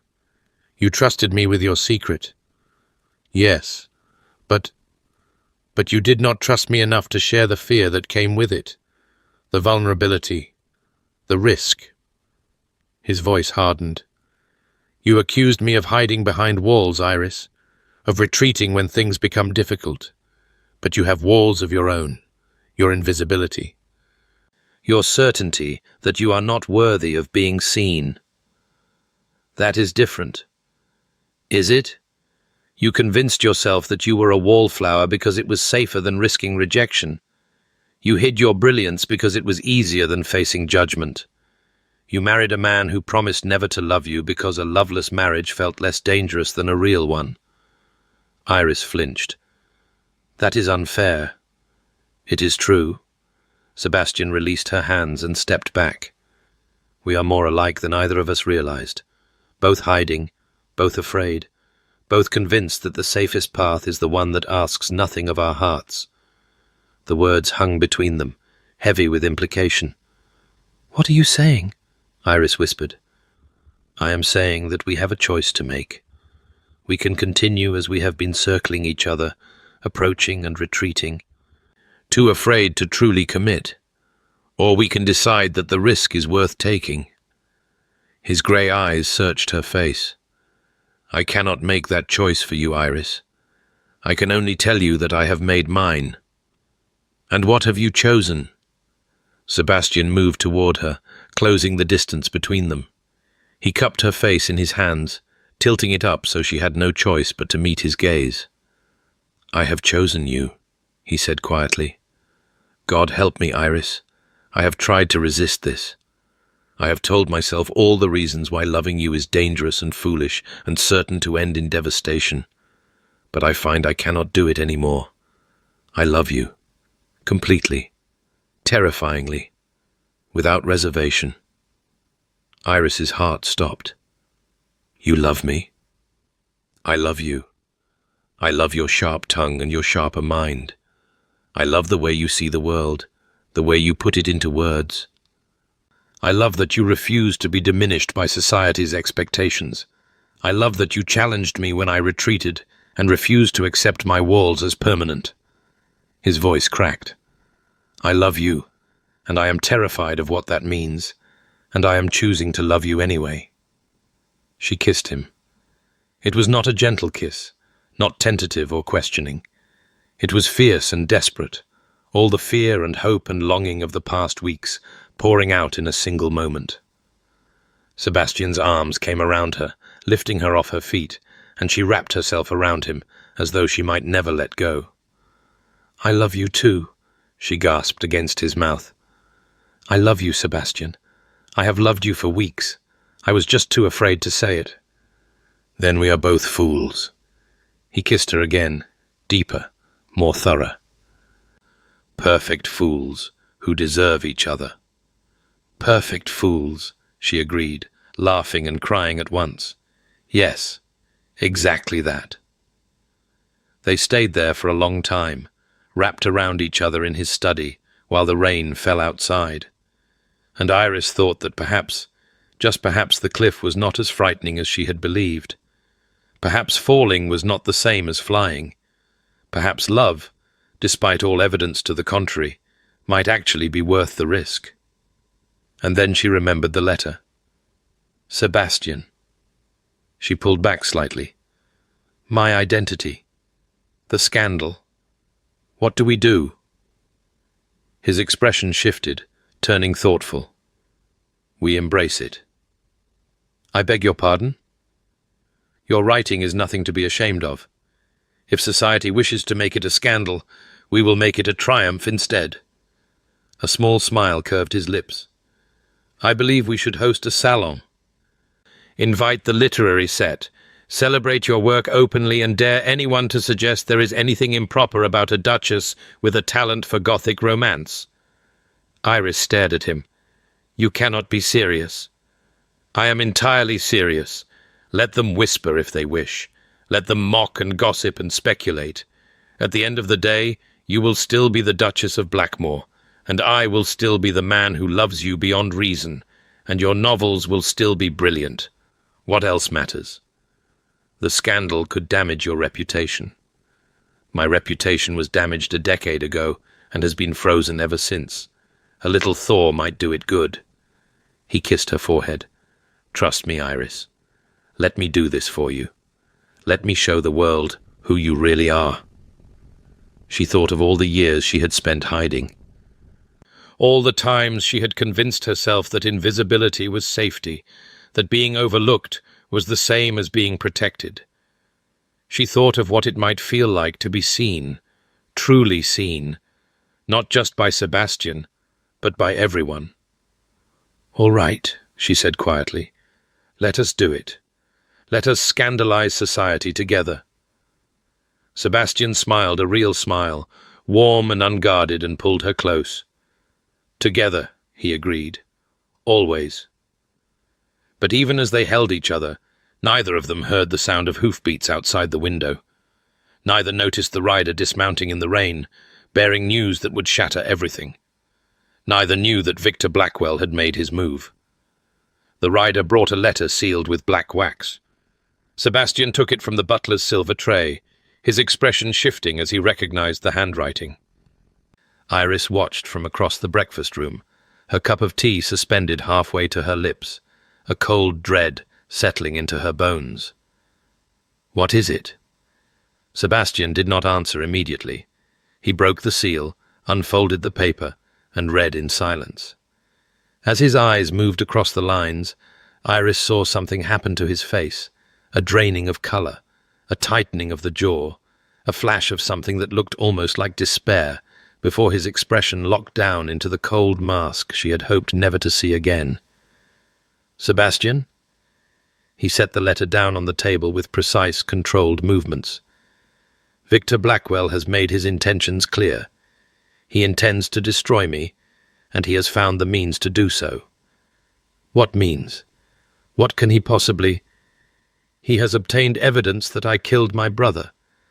The words fell into the room like stones into still water. Iris set down her teacup, her hands suddenly unsteady. That is absurd. You told me Thomas died in a gaming hell altercation. You were not even present. I was not. But Victor has manufactured evidence to suggest otherwise. Witnesses who will swear they saw me that night. A letter, supposedly in my hand, threatening Thomas's life. Documents that place me at the scene of his death. Sebastian's voice was flat, emotionless. The evidence is fabricated, but it is convincing. If he brings it before a magistrate, I will face trial. If I am convicted, I will hang. Iris rose from her chair, crossing to him, placing her hands on his shoulders. He was rigid beneath her touch, every muscle locked against the emotion she could feel seething beneath his control. Then we will fight it. We will prove the evidence is false. We will. Victor has spent years preparing this. He has resources, connections, influence. The witnesses are beyond reproach, or at least they will appear so. The letter is a masterful forgery. Sebastian finally looked at her, and the bleakness in his grey eyes made her heart clench. I have played chess with this man for months, believing I was winning. I was merely being allowed to believe so while he positioned his pieces for the final move. What does he want? The letter states his terms quite clearly. I am to divorce you, publicly and scandalously, on grounds of your unsuitability as a duchess. I am to marry Portia within the month. I am to sign over controlling interest in the Blackmore estates to a trust Victor administers. In exchange, the evidence against me will be destroyed. And I will be permitted to live out my days as a puppet duke dancing to Victor Blackwell's tune. And if you refuse, then the evidence goes to the magistrate tomorrow morning. I will be arrested, tried, and almost certainly convicted. The Blackmore name will be destroyed. And you, his voice caught, you will be left a widow, your reputation in ruins, your future in ashes. Iris's mind raced, turning over possibilities, searching for weakness in Victor's strategy. There must be something, some flaw in his plan, some leverage we can use against him. There is nothing. I have spent the past hour searching my memory for anything that might serve. Victor has been too careful, too patient. He has anticipated every move I might make and closed every avenue of escape. Then we create a new avenue. Iris gripped his shoulders harder.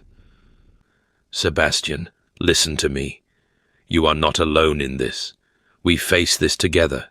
You said that word to me yesterday together. Did you mean it?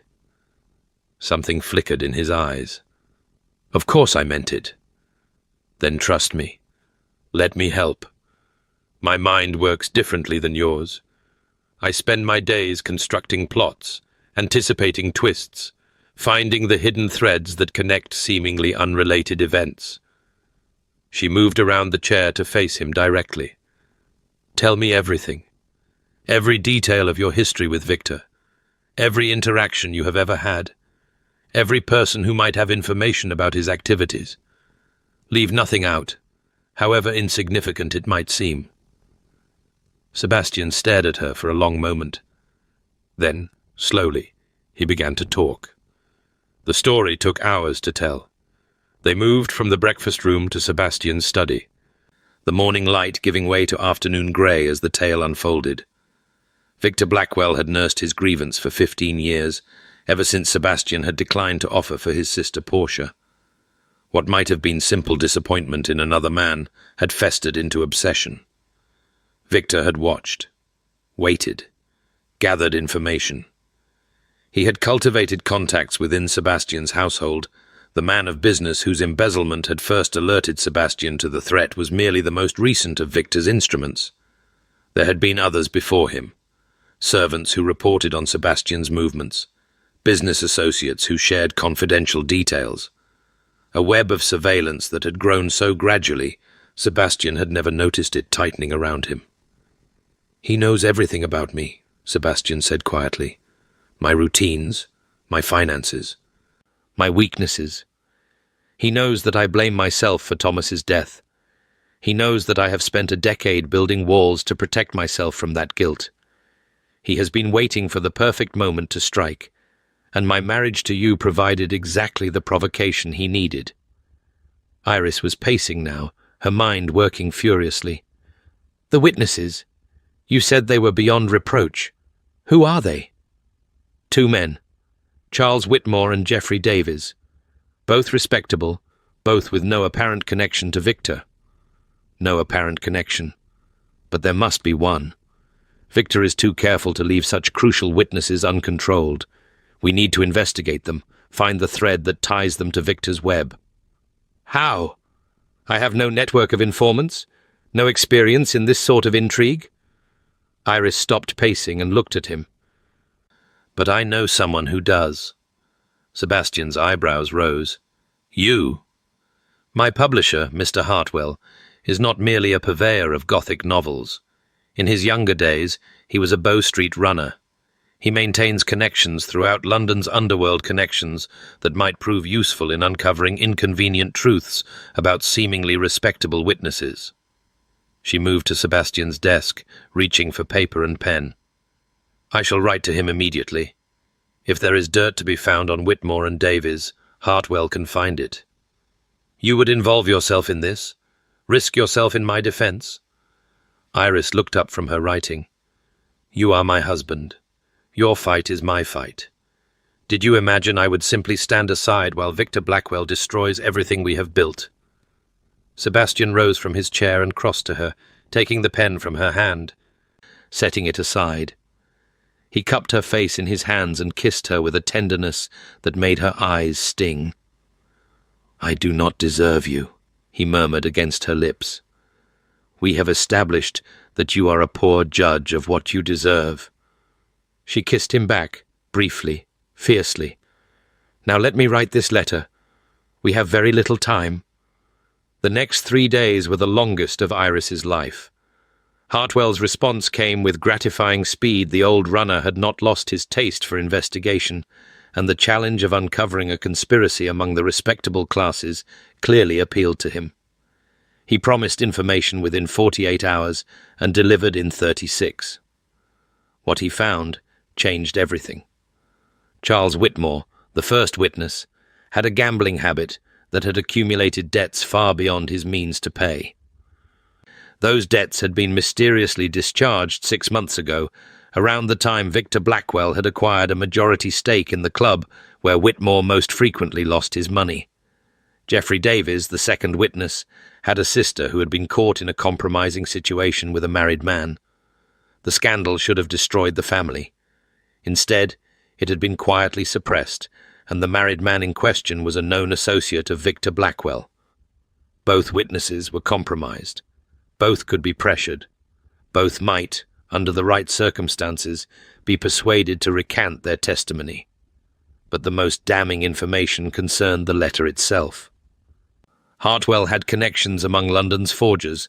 One did not spend years pursuing criminals without developing sources in the criminal world, and one of those connections had been approached months ago to create a document in Sebastian Ashworth's hand.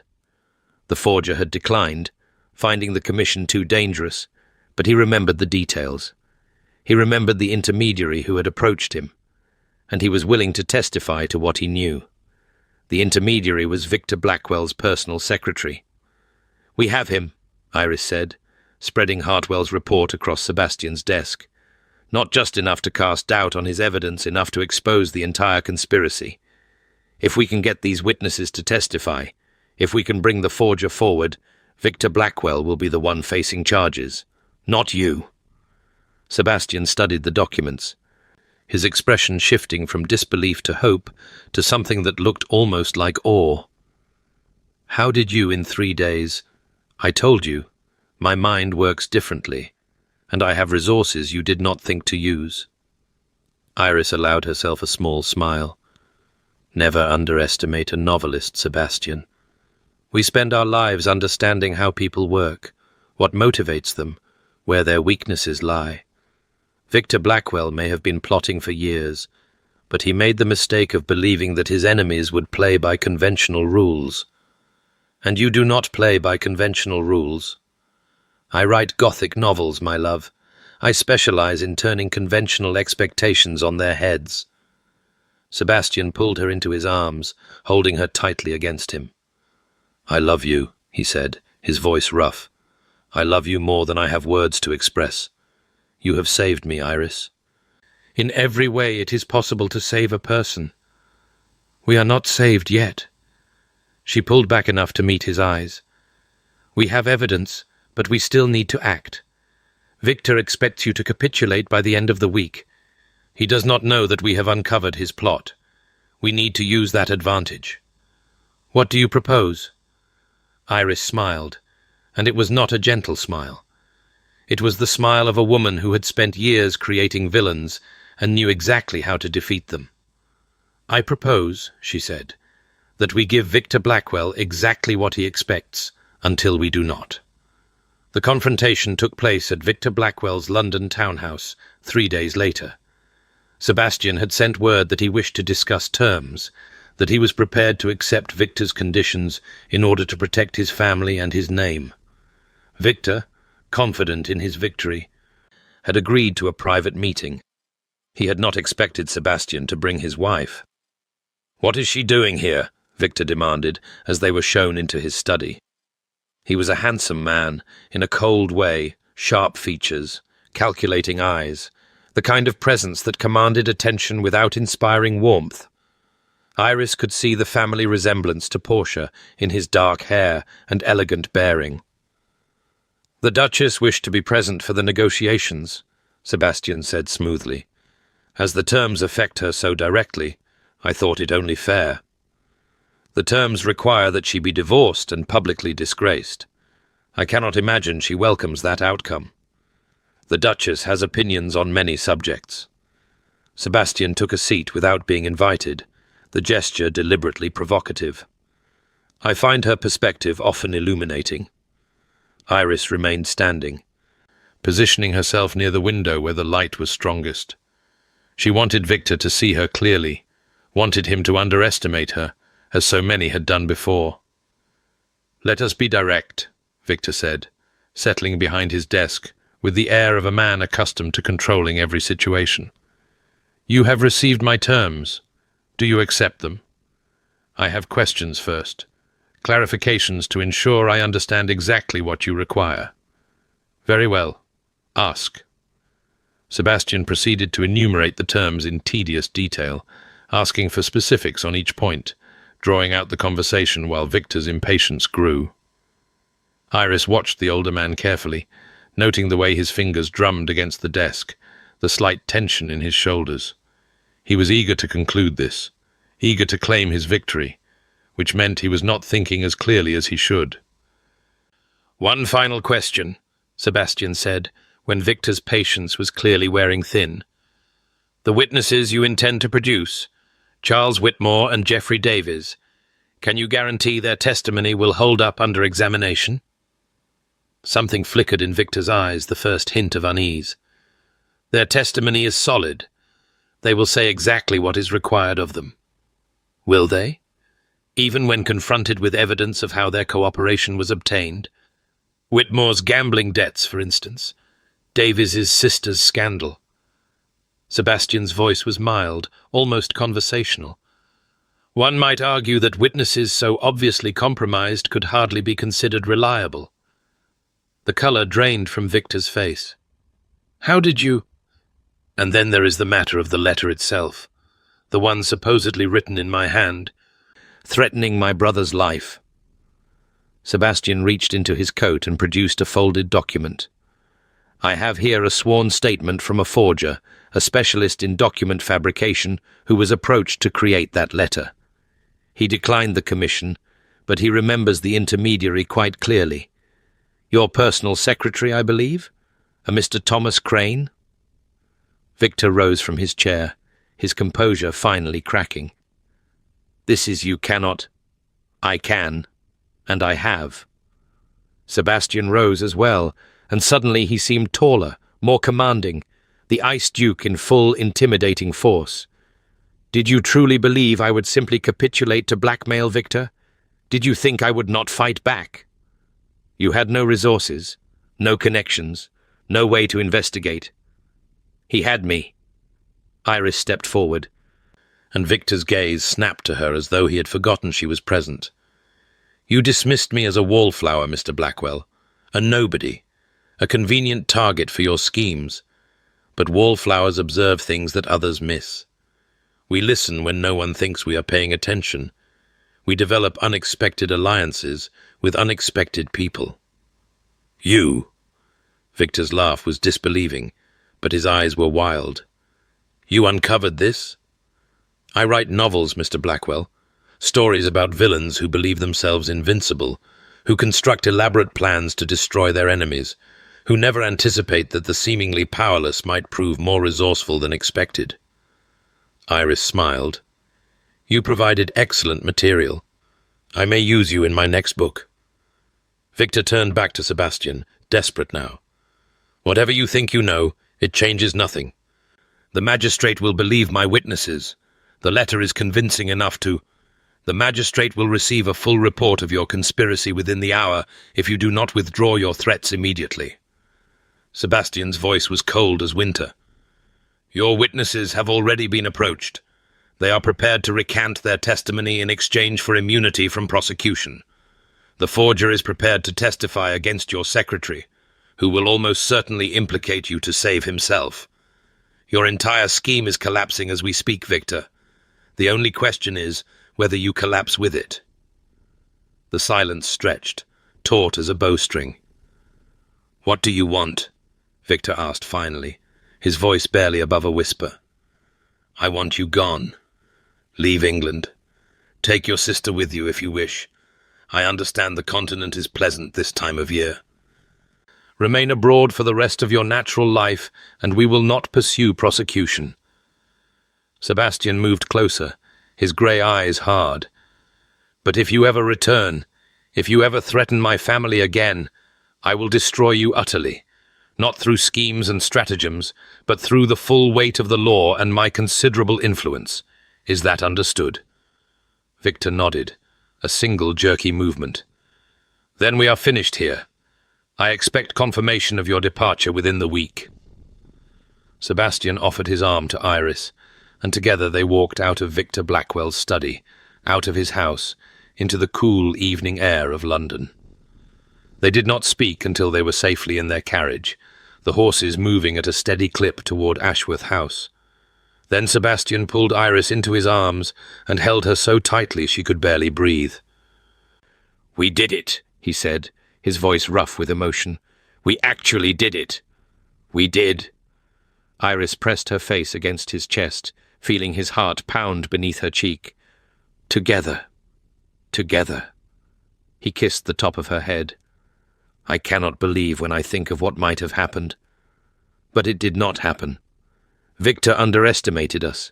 He assumed that the Ice Duke would behave as the Ice Duke always had alone, isolated, with no one to fight beside him. He did not account for me." "No." Sebastian pulled back enough to look at her, his grey eyes soft with wonder. "No, he did not. And thank God for that." The journey back to Blackmore Hall was quiet, peaceful, suffused with the particular contentment of a battle won. They stopped at inns along the way, sharing rooms without pretense, moving through the world as what they truly were, husband and wife, partners, lovers. On the final night before reaching home, as they lay tangled together in a comfortable bed at a coaching inn, Sebastian propped himself on one elbow and looked down at Iris with an expression she had never seen before. "What is it?" she asked, reaching up to trace the line of his jaw. "I was thinking about the ball, the Harrington ball, where I knelt before you. That was only 2 months ago. It feels like a lifetime." "It does." He caught her hand and pressed a kiss to her palm. "I chose you for strategic reasons. You know that.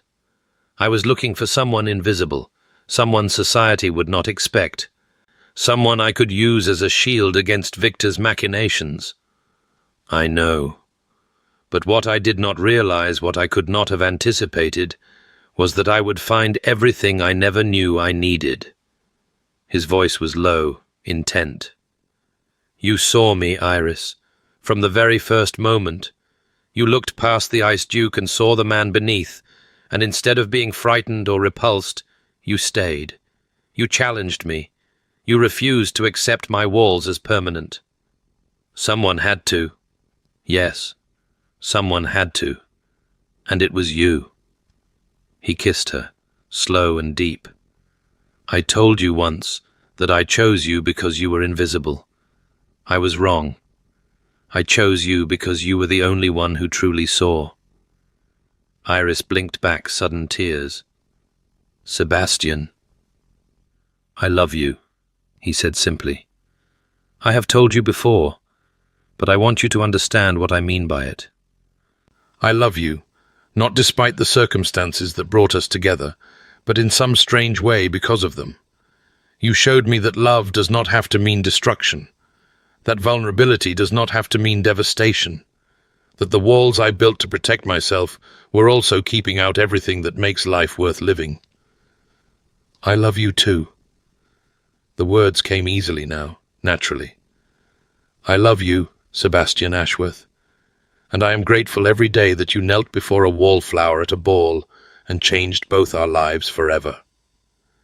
He gathered her close, and they lay together in the darkness, two people who had found each other against all odds, who had fought for each other when fighting seemed impossible, who had discovered that love was not the weakness they had feared, but the greatest strength either of them had ever known.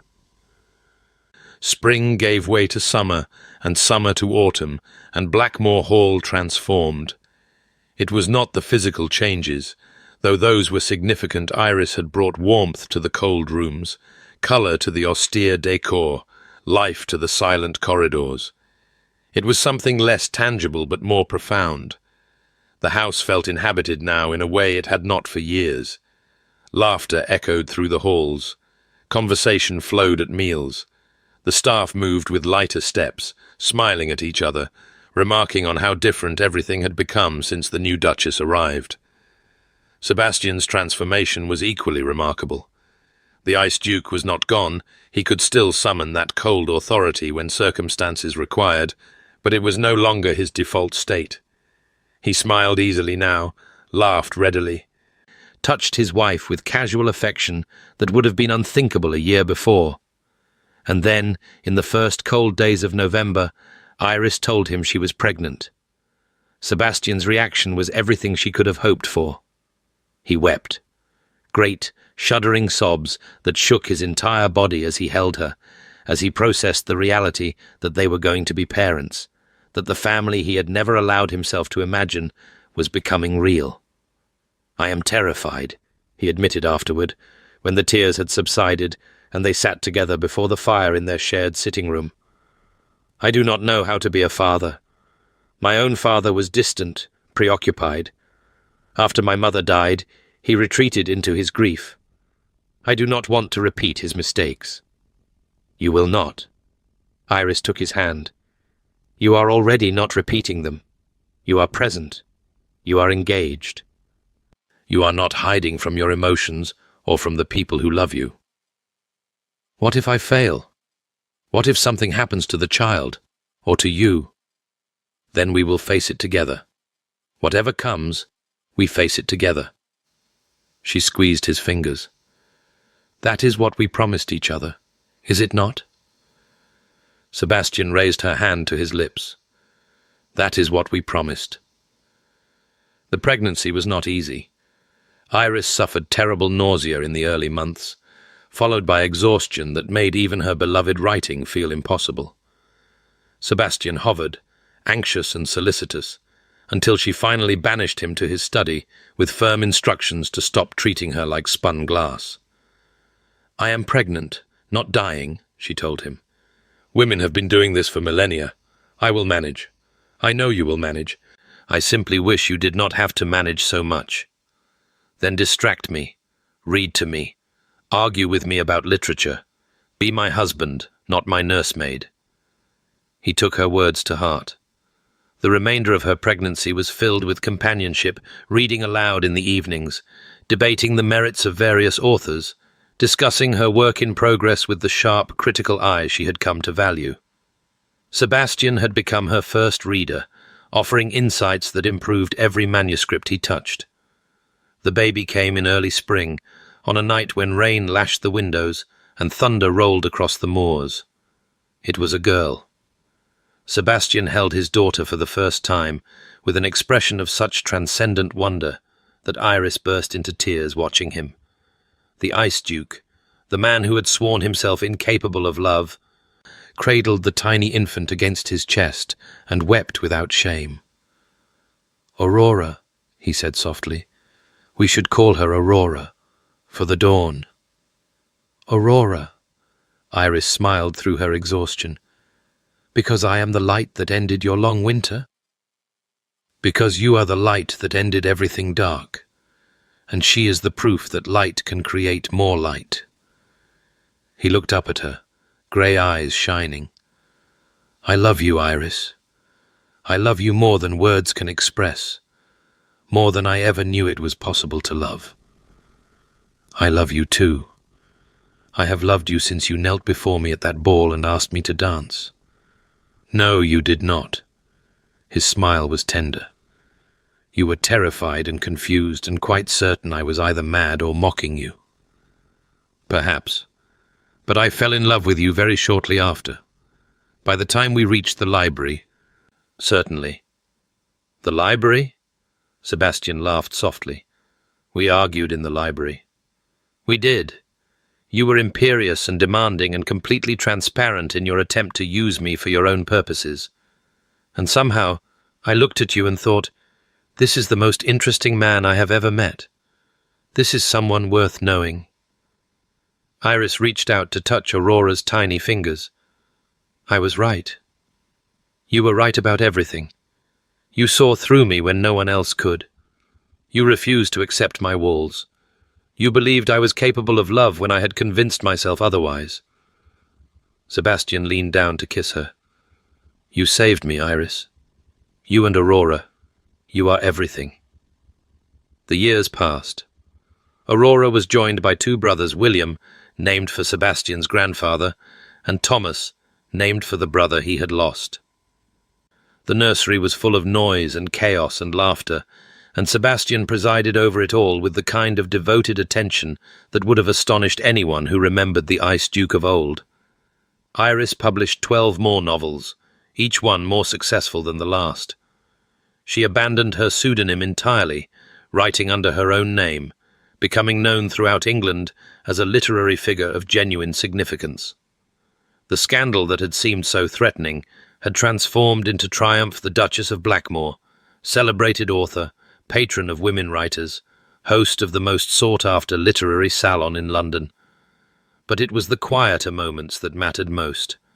Sunday mornings, when the children invaded their parents' bed and Sebastian told them stories from his own childhood. Summer afternoons in the garden, watching Aurora chase her brothers through the roses while Iris worked on her manuscripts in the shade. Winter evenings by the fire, Sebastian reading aloud while the children dozed against their parents. 8 years after the Harrington ball, they returned to it. Aurora was old enough to attend now barely, at 12, but Lady Harrington had specifically invited the Duke and Duchess's eldest daughter, and it seemed churlish to refuse.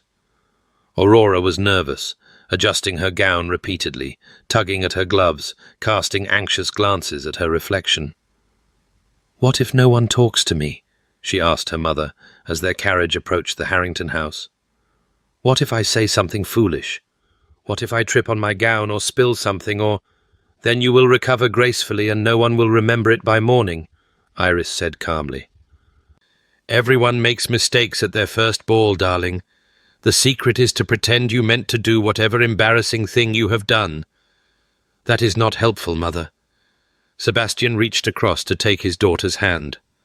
"Aurora, listen to me. You are the daughter of a duke and a celebrated novelist. You are intelligent, kind, and far more capable than you realize. Whatever happens tonight, you will be fine." Aurora did not look convinced. The ball was everything Iris remembered glittering, chaotic, overwhelming. She kept one eye on her daughter as Aurora navigated the unfamiliar social waters, wincing when the girl retreated to a corner to catch her breath after a particularly awkward conversation. A wallflower corner, Iris noted with a pang. She was about to go rescue her daughter when Sebastian touched her arm. "Let me." He crossed the ballroom with purpose, and Iris watched as he reached Aurora's corner as he spoke quietly to his daughter. Aurora's expression shifted from mortification to surprise to something that might have been hope. Iris could not hear the conversation, but she could guess at its content. And when Sebastian offered his hand to his daughter and led her to the dance floor, ignoring the murmurs of a crowd that had never seen the Duke of Blackmore dance with anyone but his wife, Iris felt tears prick her eyes. They returned to her side when the dance was finished, Aurora pink-cheeked and smiling. "Father told me about you," Aurora said, "about how you met. He said you were in a wallflower corner just like mine, and he knelt before you in front of everyone." "He did. He said the wallflower corner is not a place of shame. He said it is a place of potential, where extraordinary women wait to be discovered by those wise enough to truly see." Iris looked at her husband, her heart so full she could barely breathe. Sebastian smiled at her, the warm, unguarded smile that still made her pulse race after 8 years of marriage. "Your father is a wise man," she said softly. "I know." Aurora's smile was her father's smile, bright and transformative. I think I want to dance again. Is that permitted? More than permitted. Encouraged. Aurora disappeared into the crowd, and Sebastian took Iris's hand in his. Dance with me, he said. We are not newlyweds anymore. We are old married people with 3 children. We are 2 people who love each other desperately. That has not changed. He drew her toward the dance floor. I danced with you at this ball 8 years ago, in this very room. I would like to do so again. They took their place among the couples as the orchestra began to play. Iris looked up at her husband, at the grey eyes that had once been so cold and were now so warm, at the face that had once been so closed and now showed every emotion openly. I love you, she said. I love you too. More than I did 8 years ago. More than I did yesterday. More than I have words to express. Sebastian pulled her closer. You are my dawn, Iris. My light. My everything. They danced together as the candles blazed above them, as the music swelled around them, as their daughter laughed somewhere in the crowd, and their lives stretched before them full of promise. The Duke of Blackmore and his unlikely Duchess, 2 people who had found each other against all odds and built something beautiful from the ruins of their fears. The Wallflower, who had believed herself invisible, and the frozen Duke, who had believed himself incapable of love. Together, they had proved themselves wrong about everything that mattered.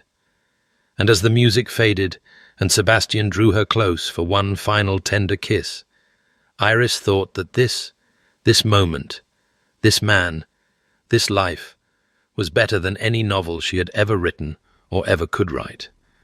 Some stories were simply too beautiful for fiction. Some stories could only be lived.